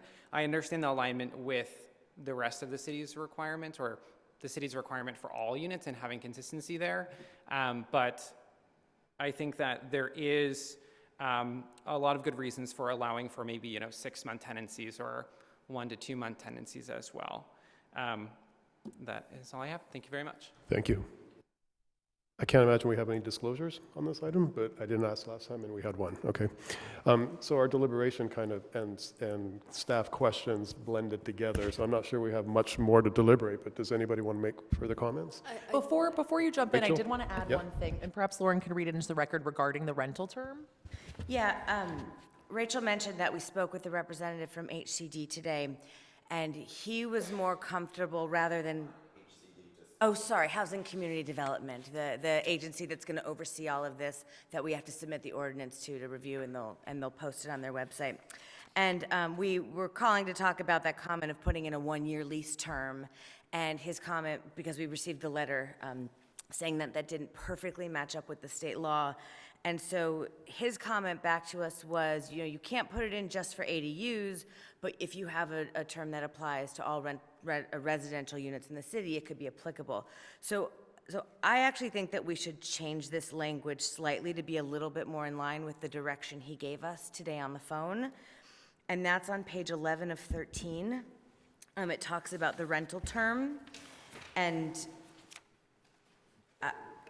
I think the language would be more in line with what he was expecting if it said ADUs and JADUs shall be subject to any restriction on lease terms that apply to all residential dwelling units in the city. Mm-hmm. That's just a little bit, so it's a citywide rule, not just a rule for ADUs. Mm-hmm. I like it. Okay. So I did want to have one more question to what Mr. Martin spoke about in terms of parking. I flashed to where a friend of mine lives in one of those, are they called dingbats, where the cars park under the building? Dingbats. Yeah. So there's a dingbat on, I think it's Norton, I don't know, whatever, doesn't matter. And they park like, I think 6 cars under this dingbat. Mm-hmm. So conceivably, under this law, those parking spaces could be removed, and that could be walled off, and those could become additional rental units? So the state law, and how we'll mimic it in our law, will allow for ADUs to be constructed in multifamily buildings, but only up to 25% of the total units in the building. So if you have a 6-unit building, for example, with 6 single-car garages, which is, I would say, standard, maybe 3 or 4, you get up to 25% of those units, or 1, whichever is greater. In this case, it's going to be 1 unit. So they would only allowed to do 1 conversion of a garage in that case. And then that again, particular building actually is 30 units. They're on the back side, but that's another whole conversation. Sure. So, but let's just say, let's use that example, right? And say it's 24 total, and those 6 dingbats in the front have 6 garages, and now you're going to add 6 ADUs. Yes, absolutely. Per state law, you're going to be allowed to convert those dingbat garages into ADUs as long as you meet your building code and other requirements for egress and those sort of things, which can be complicated. And then you won't have to build any parking for the ADU, and you won't have to replace the parking for the... That you took away. Yep. Okay, just wanted to be clear. Yeah. Commissioner Erickson? And this is the conundrum we're in, right? So you very eloquently talked about a lot of dingbats, both figuratively and actually. That's another joke. That's 3 failed jokes tonight, and I feel personally triggered by it. I So we'll laughed at talk all later. 3. But that's what I'm saying. We are in such a housing crisis that these are the reasons why the state is interjecting itself to try to combat a housing crisis, right? So while I support what we're talking about and the reason why for the ADUs, the state is coming in here and saying, where you have this ability to do it, you have to build housing. And my subsequent argument against that is, why don't you just build housing, right? I don't need to live in a garage or whatever they are classically called. We need to develop housing and have denser housing. Maybe shocking, I know this is West Hollywood, another story higher because of the ways in which we need to do and combat a housing crisis, right? And so there are some single-family homes, they have garages, converting them into them. These are all options. However, I think that there are a lot of questions that we still have to figure out regarding the what-ifs, and because Steve Martin, who very appropriately said landlords will push the edge to what the state law allows them, and that's where subjectivity, that's where how good of a lawyer you have, how we can really figure out where we can find the loopholes. Because with doing these laws to address the affordable housing crisis, one thing that I found while studying and understanding them as they're being passed is there are loopholes in most of them, right? Because they're being written by people who might not have that type of mindset. So I think we might have found some loopholes tonight. And we'll have to see where this conversation goes. But, we constantly are up here talking about housing, and Peter's not here. And my question and direction to staff is that you can't divert the both anymore. Like, housing and planning they coincide with each other.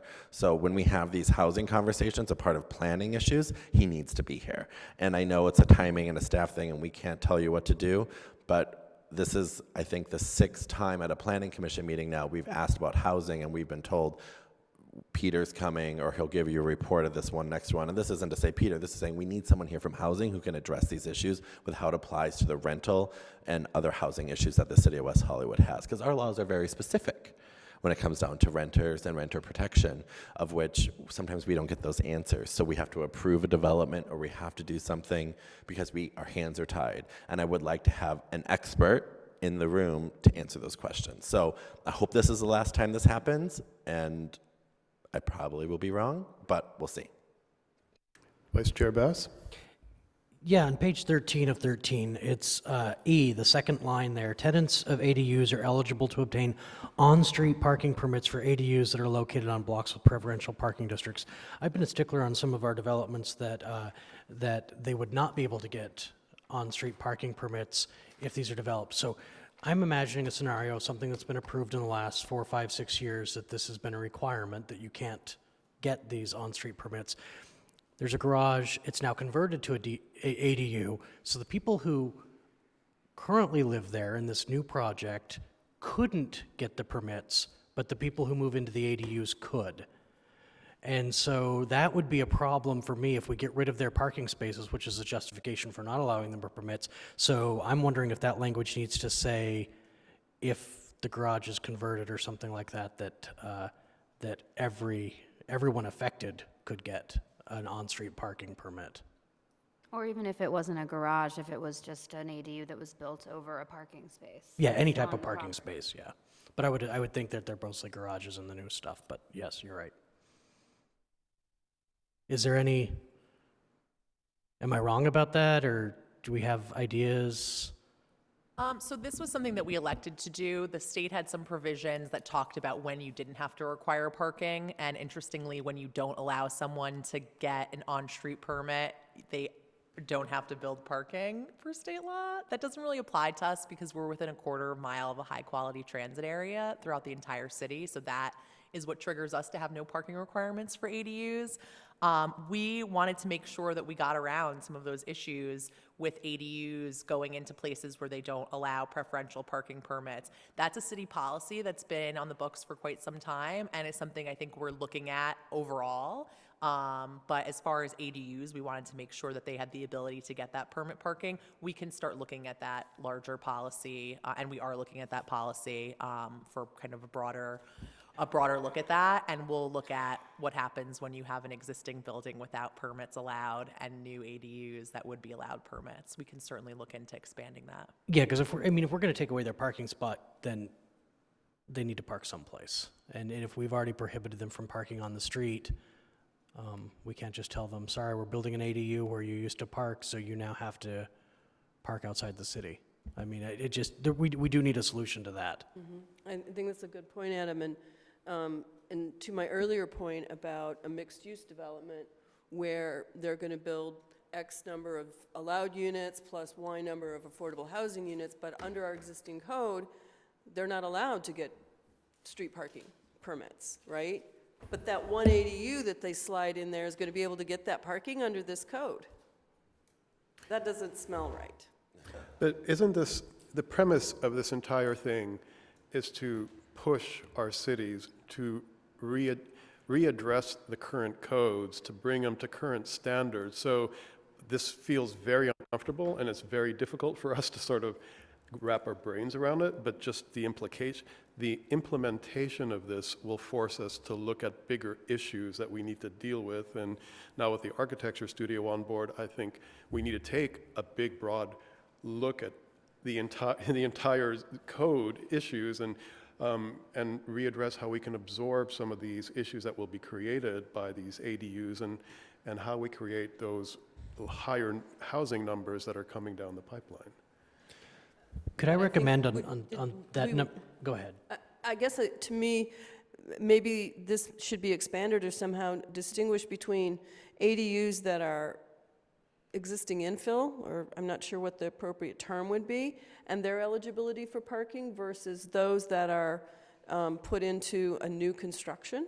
Can we possibly consider the idea of doing a motion with highlighted items that we want to have staff come back and readdress as you further study, say, the issue with the low income or whatever the other issue, and we can deal with parking as we further understand the implications of this amendment. We absolutely can do that. And we also, when someone comes in for conversion of existing space into an accessory dwelling unit where this provision would apply, we can then look at addressing their conditions of approval at that time, because they'll be amending the approved resolution and adopted plans for that project anyway. So that'll be a good opportunity to amend the conditions of approval as well.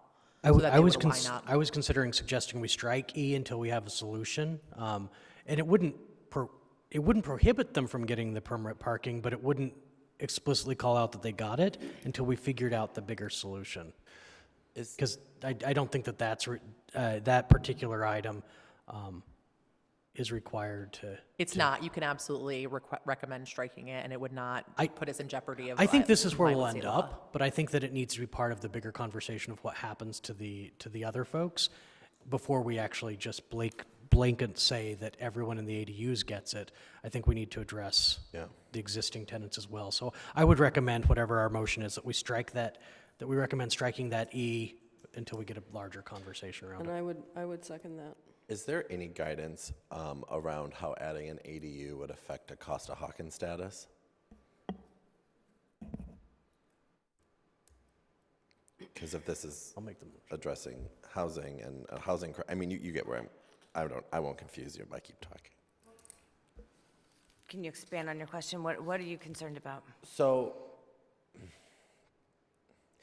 you know what? I'm going to read the temperature of the room. Peter's not here, and so I'll save the question because I feel like, I don't know.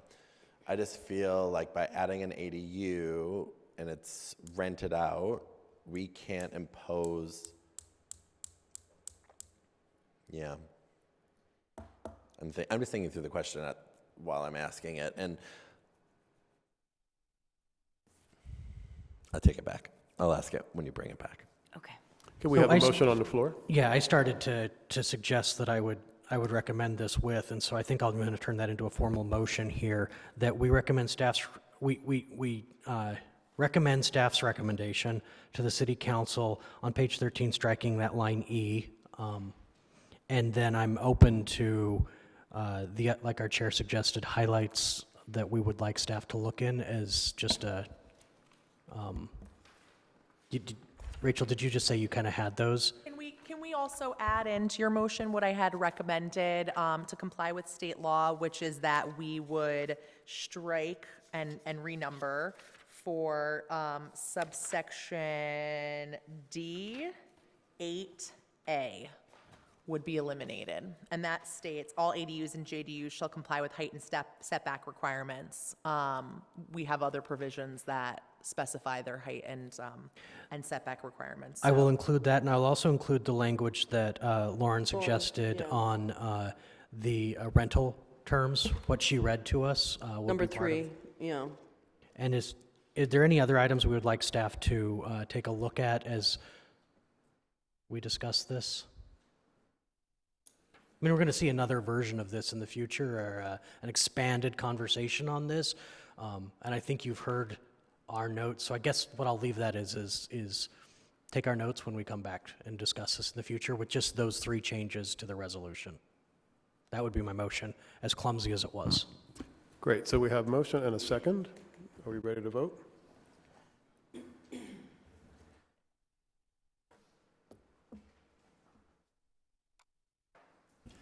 And that motion passes as amended. It's a recommendation to City Council. There will be no appeal process. Thank you, David. So item 11, new business. We have a planning commission training coming. I've had a request for a break. Can we take 5 minutes? Thank you. Of course.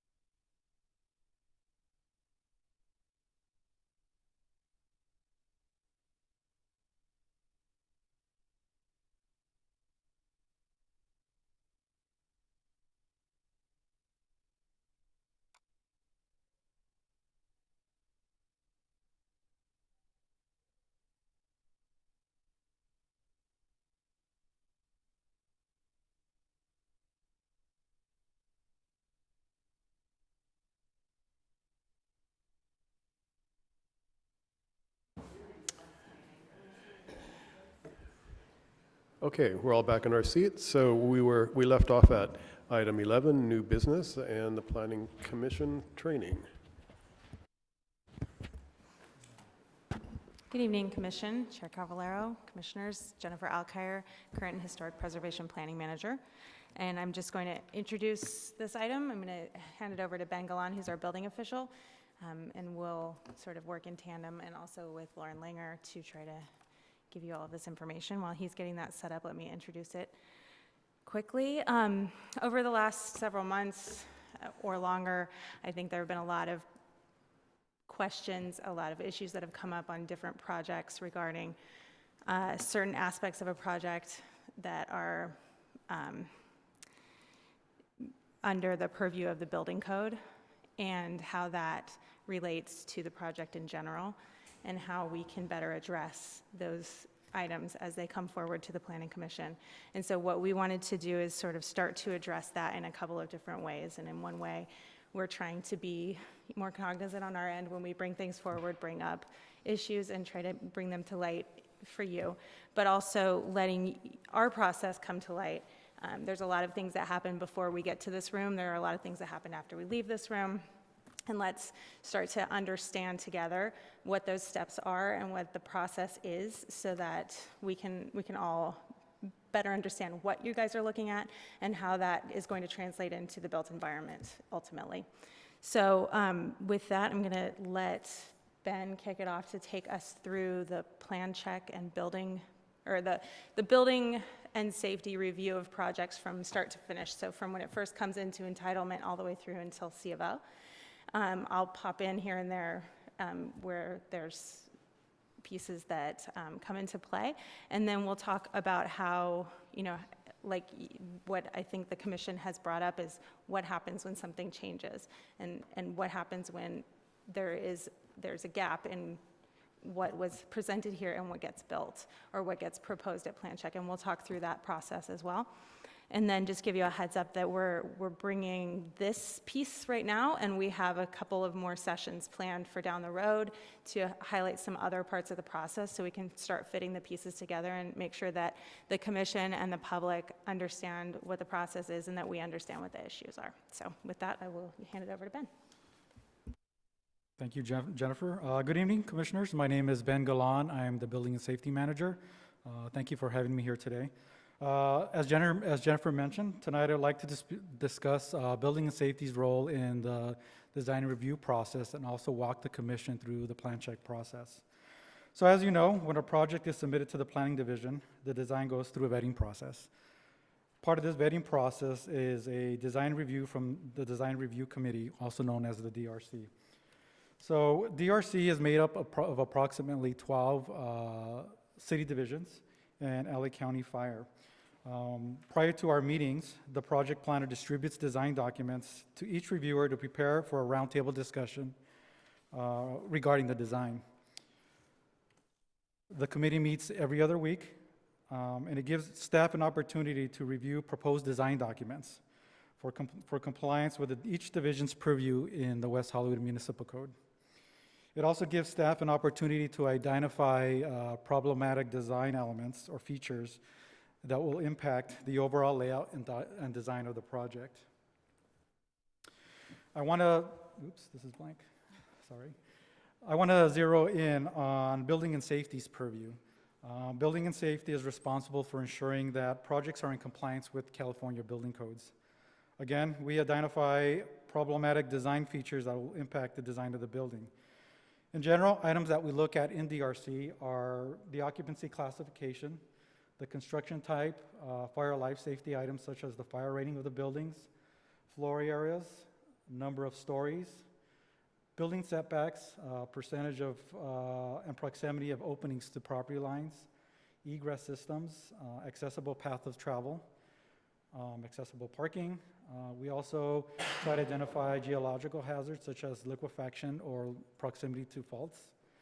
We identify required state and county approvals, and we also provide general information on CalGreen compliance and California energy compliance regulations.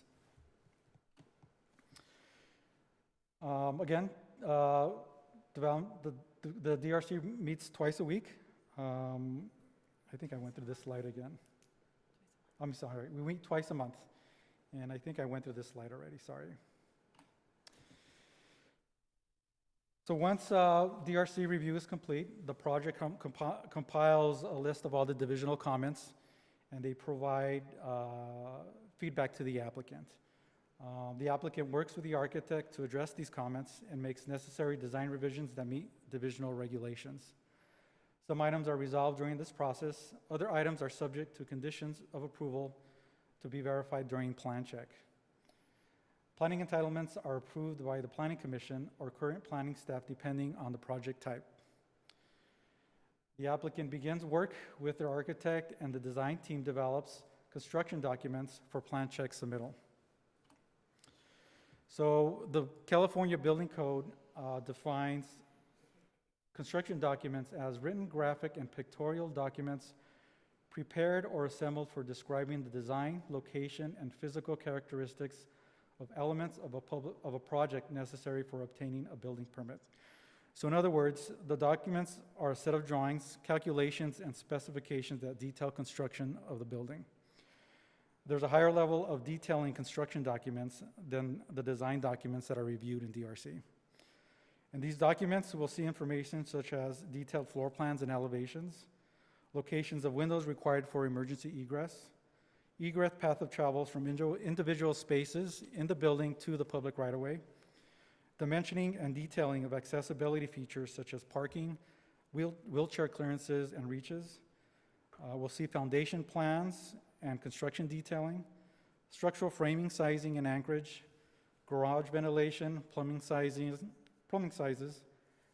electrical service designs, etc. So once the construction documents have been developed, a concurrent plan check package is prepared for submittal to Building and Safety. So the concurrent plan check process is a process in which multiple divisions and LA County agencies look at the same construction set concurrently at the same time. This program ensures that all the reviewers are looking at the exact same set of documents. Building Safety is the gatekeepers of the projects in plan check. Our permit technicians process the plan check applications. They notify reviewers that a plan check package has been submitted. They distribute the package to all the reviewers, and they also set a review period for reviews. They set a deadline for reviews so that reviewers can provide comments and corrections. Because West Hollywood is a contract city, applicants are responsible for submitting packages separately to LA County agencies such as LA County Fire for review. The plan check package. So who reviews the plan check package? Reviewers are the same ones that review the design documents in DRC. Divisions are responsible to review the project within the review period assigned to the plan check. Review times vary and depend on the size and complexity of the project. When all divisions complete their reviews, Building and Safety permit technicians compile all comments, corrections into one document and attach them to any construction markup sets and notifies the applicants. The applicant obtains the package and works with their design team to address all comment corrections and revises the construction set as necessary. The revised documents are then resubmitted to Building Safety for another round of plan check, and the process starts over again. So on this slide, it's a diagram that summarizes the plan check process. Once construction documents are approved, the permit technicians ensure that all documents have been stamped by all the required divisions, that we have 2 complete sets of all construction documents, and they contact the applicant, letting them know that the construction documents have been approved. The permits are issued to the project contractor and construction begins. Throughout the construction process, inspections are called, Eventually, a certificate of occupancy is issued once the divisions verify that all conditions in the resolution and building permit have been addressed. That concludes my presentation. If you have any questions, I'm open to any comments. Do you want to take questions for Ben specifically about the building and safety processes now, or do you want me to go through a little bit more? In the design review, is that with the applicant, or is that just staff? The first one. The first meeting is actually Development Review Committee, so that not to be confused with Design Review Subcommittee. Sorry, we didn't catch that typo. The first but slide. it is only internal. Okay, great. Any other questions, commissioners? No? Commissioner Jones?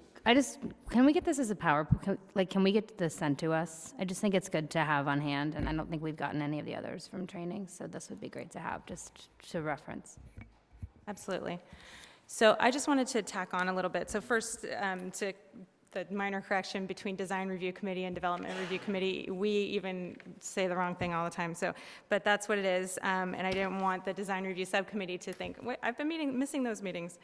I wanted to talk a little bit about the fact that we've been trying to, we understand that a lot of the concern that comes up in this body for things that are, by and large, outside of the Planning Commission's purview, because it's building code issues, fire code issues, but they're coming up because they relate back to design. And because if something is missed and it's major and we catch it later, the design will change. And then what you saw is irrelevant because what gets built is different.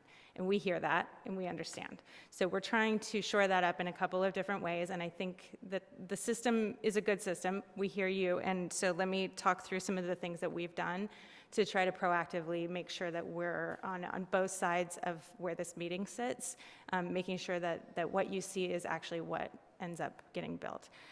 First of all, a couple of changes that we've made is now consistently we have the fire department representative coming to our development review committee meetings. This happened years ago. It didn't happen for a while. It's happening again consistently, and they're working with us proactively to make sure that they're bringing their comments to the table as much as they can, because again, the project is not completely developed, but they can see certain things, the high-level red flag things ahead of time, and we can work through those in advance of the project coming for design approvals. You guys talked a lot about the fault protection zones today, and that's something that we identify at that stage as well. More than happy to identify whether something's in the fault precaution zone or not. In that table, I don't think that's a difficult thing to start doing.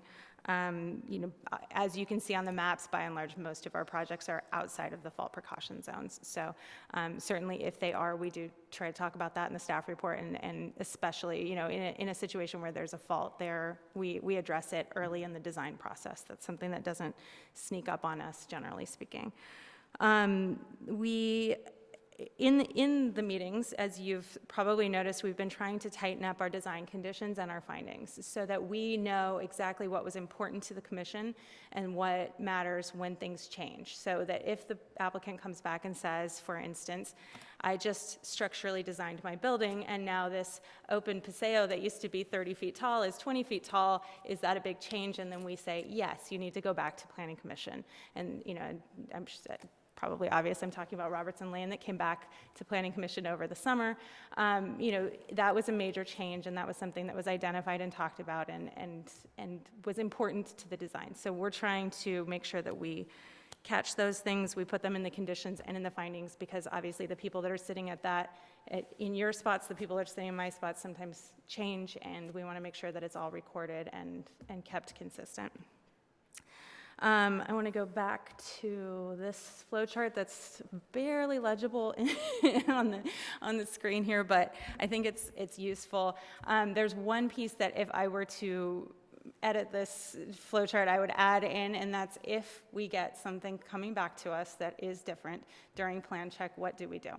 And one thing we go back to, and I have another PowerPoint that has a slide that has these findings, but I think that the technical difficulties are such that I'm not even going to try to pull it up, but it's a series of tests when we get an amendment It's a series of tests that we go through to decide whether it needs to come back to the original decision maker or whether it's something that we can handle at a staff level. And those pertain mostly to the,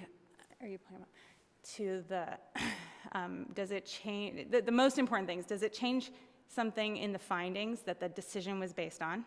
And does it substantially or materially change the design? Those are the two that really seem to most of the time move the needle for us. You know, there's also CEQA and there's also other things, but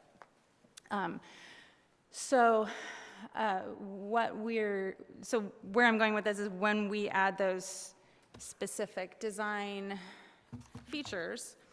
Okay, so it says that the Planning Development Services Director shall determine whether a proposed change is major or minor. So that decision is up to the director. The determination that the change is major depends on whether the proposal may result in significant impacts to the surrounding neighborhood. So a new CEQA impact. Well, the next one is significant environmental impacts. So do we have a new CEQA impact? A change to the approved use or a significant change to the project design. So that's going to be the one that we see the most. And that's where if we capture what was important about the project design, then we can determine what is a significant change. Do we think that this material is very important to the design, or was it the design composition is different, and if the material changes, it doesn't really matter? You know, we try to capture as much as we can. It's not going to be perfect, but we're trying to do a better job of that. And then a change to the basis on which the environmental determination was made, and a change to the basis on which the review authority made the findings of approval for the project. So that's the other one that if we are more specific in the findings and in the conditions and we cite what is important, then we can go back and make sure that they're not revising things that were critical to the decision. So that's my spiel on it. Do you have questions on how that works? Do you have comments, please? Thank you very much for doing this, because Commissioner Caballero and I, we've been having this conversation as relates to both design review and planning commission, because yes, it's exactly that question. Yes, it's a building and safety issue, but if you move the elevator, it moves the design, and therefore, you know, now what? And trying to nip these things in the bud. So, and in fact, it came up literally at last week's design review, because last week's design review was for a project that was actually approved by this body 2 years ago. That wasn't, it turns out, constructible. And so it had to be completely redone with a complete new application. And that is an unfortunate waste of everyone's time and a lot of money. So that certainly would be my goal, is to prevent that kind of thing from happening. So I'm very appreciative of what you're doing, Jennifer, and how this is working. But that's exactly one of my questions about, back to this constructability issue and building and safety, and making sure that as many of those, yes, big picture things are addressed up front. Because I think in that example, it was the elevator was one of the issues that just wasn't doable. And so my questions are, number one, back to the review, you know, the post-approval changes. I know in our code we have this, you know, if it changes 10%, it's within the director's purview to approve a change. But my question is, does that code accommodate 10% plus 10% plus 10%? In other words, if in design you discover that, oh, well, we need to push back 10% into the rear setback because of the extra thick wall we need in FP1 or FP2, okay? And so we need to push that much more into the setback in order to achieve that. Well, that's within 10%, so the director can approve that. But then in the course of that, we discover, oh yes, well, we want it to be an additional 10% higher because of that wall means it's got to go that much. I don't know, I'm just making stuff up, but you understand the concept of multiple 10%. And what does our code speak to on that, and how is that addressed? So the code is silent on how many modifications can be approved, and it doesn't give a threshold for how many can be approved at a director level versus coming to the Planning Commission. I think ultimately we would go back to that test of, does it affect the design in a fundamental way? And is it now affecting the findings? I think that would, I can't speak specifically. We don't have a hard and fast line on how many modifications. Obviously, there's no cumulative modifications on a single development standard. That is a variance. But in terms of, do we push the rear yard out a little bit and then the side yard out a little bit and the height a little bit, and there isn't a standard for that. I guess my concern is, and it's my favorite example that I use too much, I'm sure, but it's the Millennium and how it is fundamentally different than anything that the public saw. And to me, that's not 10%, but 2012%. And I think, and I think you've used that example, and we hear, and that's well received, because that's a good example that is, we all see every day.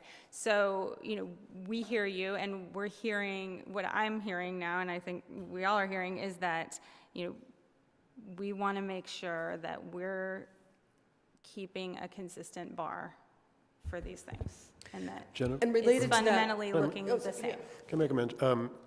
So we have monthly breakfast meetings, and in our morning breakfast meeting today, Jennifer, I discussed that this also gives staff an opportunity to push back and throw it back to us to get a better design, so they're not only hearing it from staff, but then they hear it from us also. So it works on both sides for us. So related to that, oh shoot, now on my,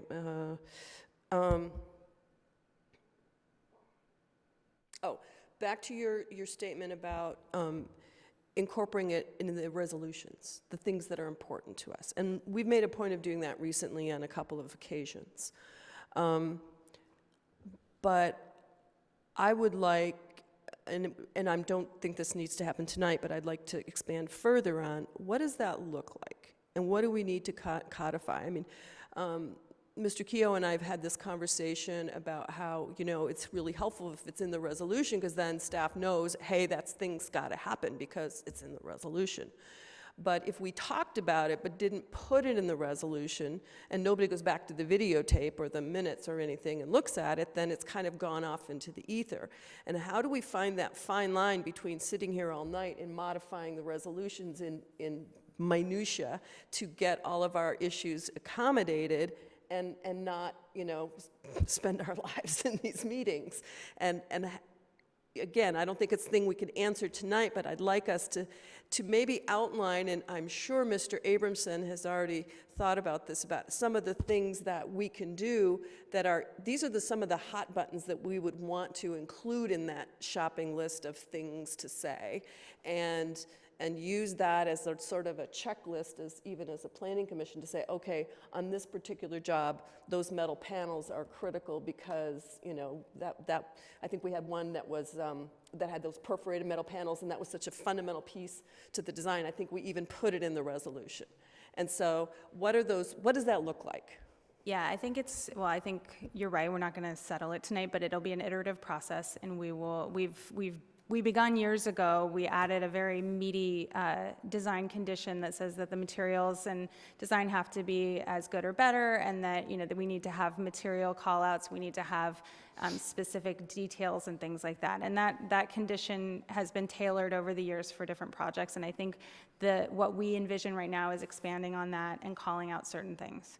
I think that also we absolutely do watch the recording when someone comes in to change something. The first thing, I had the conversation today with someone, did you go back and watch the video and try to determine what was important and why? Because there's so much more in the conversation, like you said, that we can't sit here all night putting every single thing, and there's always going to be something that we didn't put in the text of the resolution, and that's the beauty of having these things recorded for posterity they're always going to be there. They're so easy to access, and we can just watch it and know. So there is that resource that we definitely use all the time. But back to, if we put every single thing in, there's a couple of problems with that too, is that there has to be a line and a threshold of things that can be approved at a staff level. There are always, every single project changes to a project when it goes through the building plan check, for various reasons. And we have, if we brought everything back for every single change, we would not get housing. That's kind of the reality of it. And we need to make sure that we're being supportive of our goals at the same time. And, our goal of creating housing and creating a great built environment, but also of maintaining a high level of design. And so that's where, we try to use our resources, and we have new resources, so we're very excited about that. But also, our staff look at these things day in and day out. They understand how the designs are put together in a fundamental way. And I think that, if we catch most of the things that are very important, and we have the recording and we put those items together, I think we can put together a net that's going to catch most of the important things and bring them back if they need to be. And like the chair said, we also use that sometimes to push them back into the box. It's like you come to me with this, okay, you can propose this amendment. This is a major amendment, and we're going to have to take it back through the hearing process. And then they say, just kidding, I'm going to go back to what I had before. So I think that ends up being a good tool for us. And so it works, like you said, it works both ways. And when we put those things in more carefully and more specifically, then that gives us that extra leverage to make sure that they do it the right way.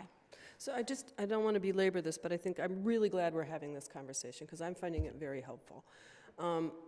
So back to the building safety piece of this, and this came up on the Equinox, and Rogerio and I were talking about this the other day. So on the Equinox, it came to light that the potential occupancy of that square footage was something like 290 or something people, okay? And yet it only had 2 bathrooms in the space that they were proposing to build out. And in the discussion, it came up, and Rogerio properly said, well, building and safety would determine how many bathrooms are required for the occupancy. But that was an example right there where the design would fundamentally change. That was a rooftop extension that was going to have 2 bathrooms for 290 people. And, well, okay, if building and safety would, in the end, come back and say, oh, well, you will need 20 bathrooms, it would mean that it would be a significantly, sorry I mentioned bathroom, it would mean a significantly larger chunk of construction for the bathroom facilities, which would fundamentally change the elevation and change the whole look of the space.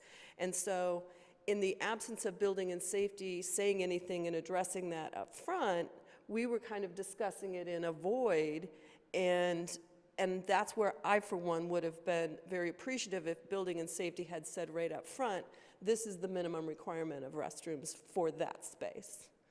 And because in particular, it was going to make a significantly larger thing on the roof of whatever it was going to be.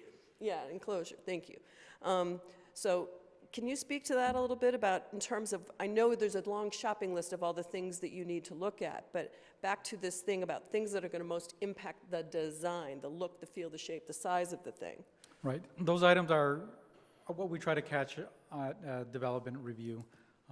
It's unfortunate that this might have been overlooked during DRC.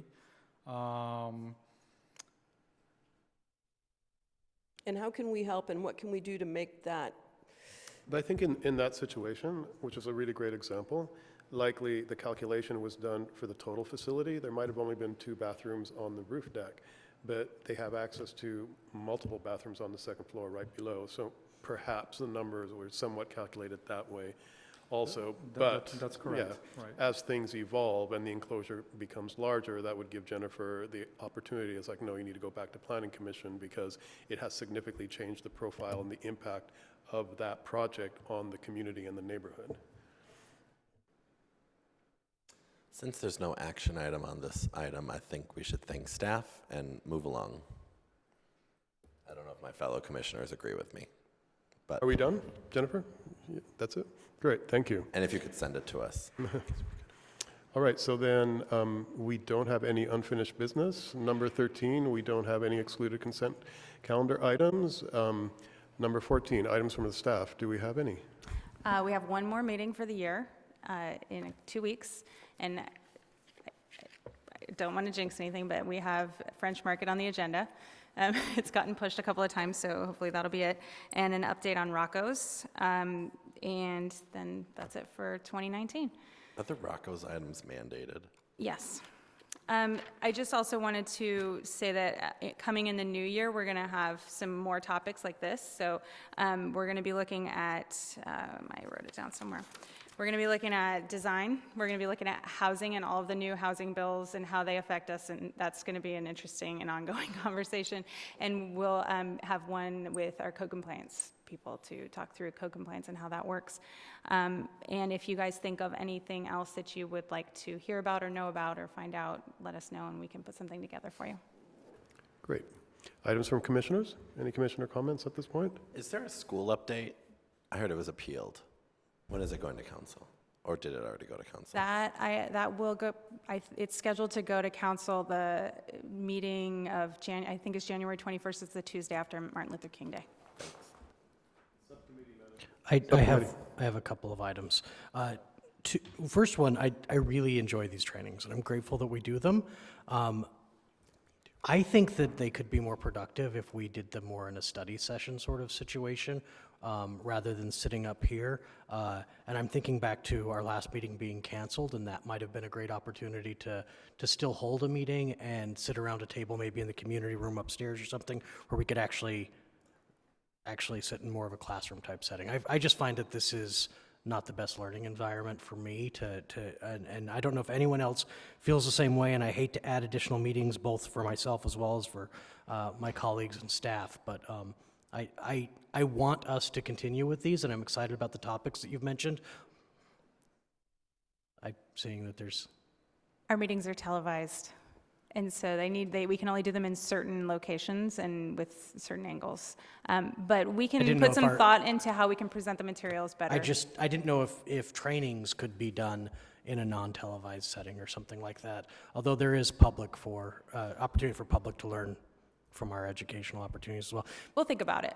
I'm providing you my feedback, but I will sit attentively if we do it this way regardless. The other thing I just wanted to let my colleagues know is that on Monday I represented the commission at a meeting held upstairs in the community room for the Vision 2050 that the city is going through.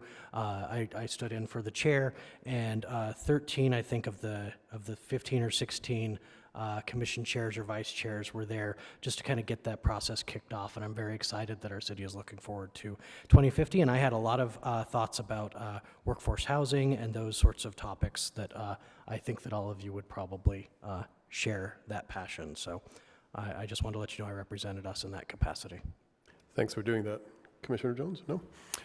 So subcommittee management, do we have any absentees coming up that we need to make note of? Nope. We do have one public speaker. Great. Okay. On the training or on the? No, just under public speaker, just under the public comment. Okay. Steve Martin. Name and city of residence. Thank you.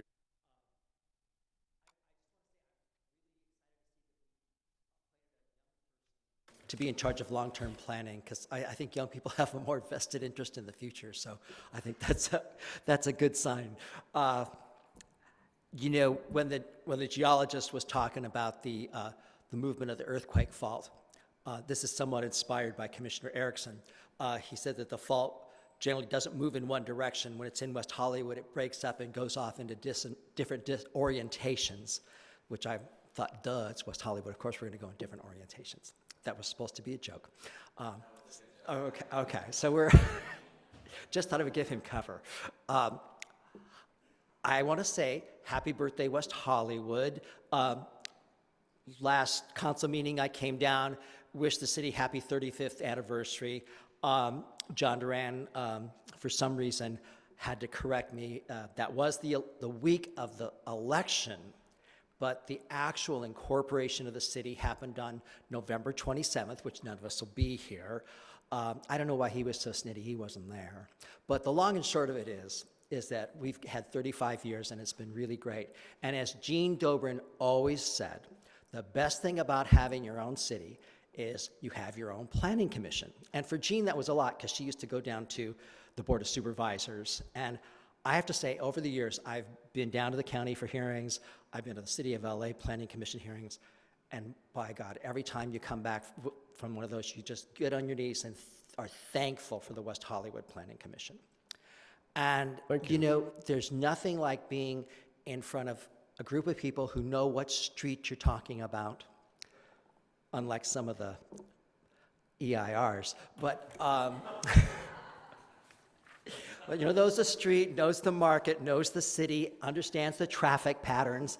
And other cities, you know, because they're larger or whatever, they're just not that blessed.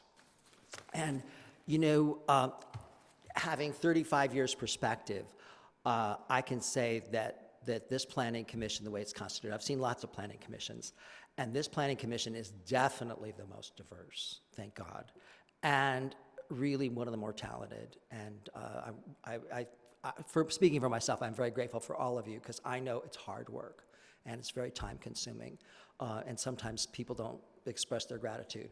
But you know, you're one of the most important parts of the city, something where people really feel free to come down here. Maybe they don't feel free to come down tonight, but I just want to thank you and pat yourself on the back because you're part of a great legacy and moving the city forward into a new era in our history. Thanks. Thank you, Steve. Thank you, David, for that catch. So I will adjourn this meeting to our last meeting of the year, which will be on December 5th, 2019, here at Council Chambers at 6:30 p.m. Thank you.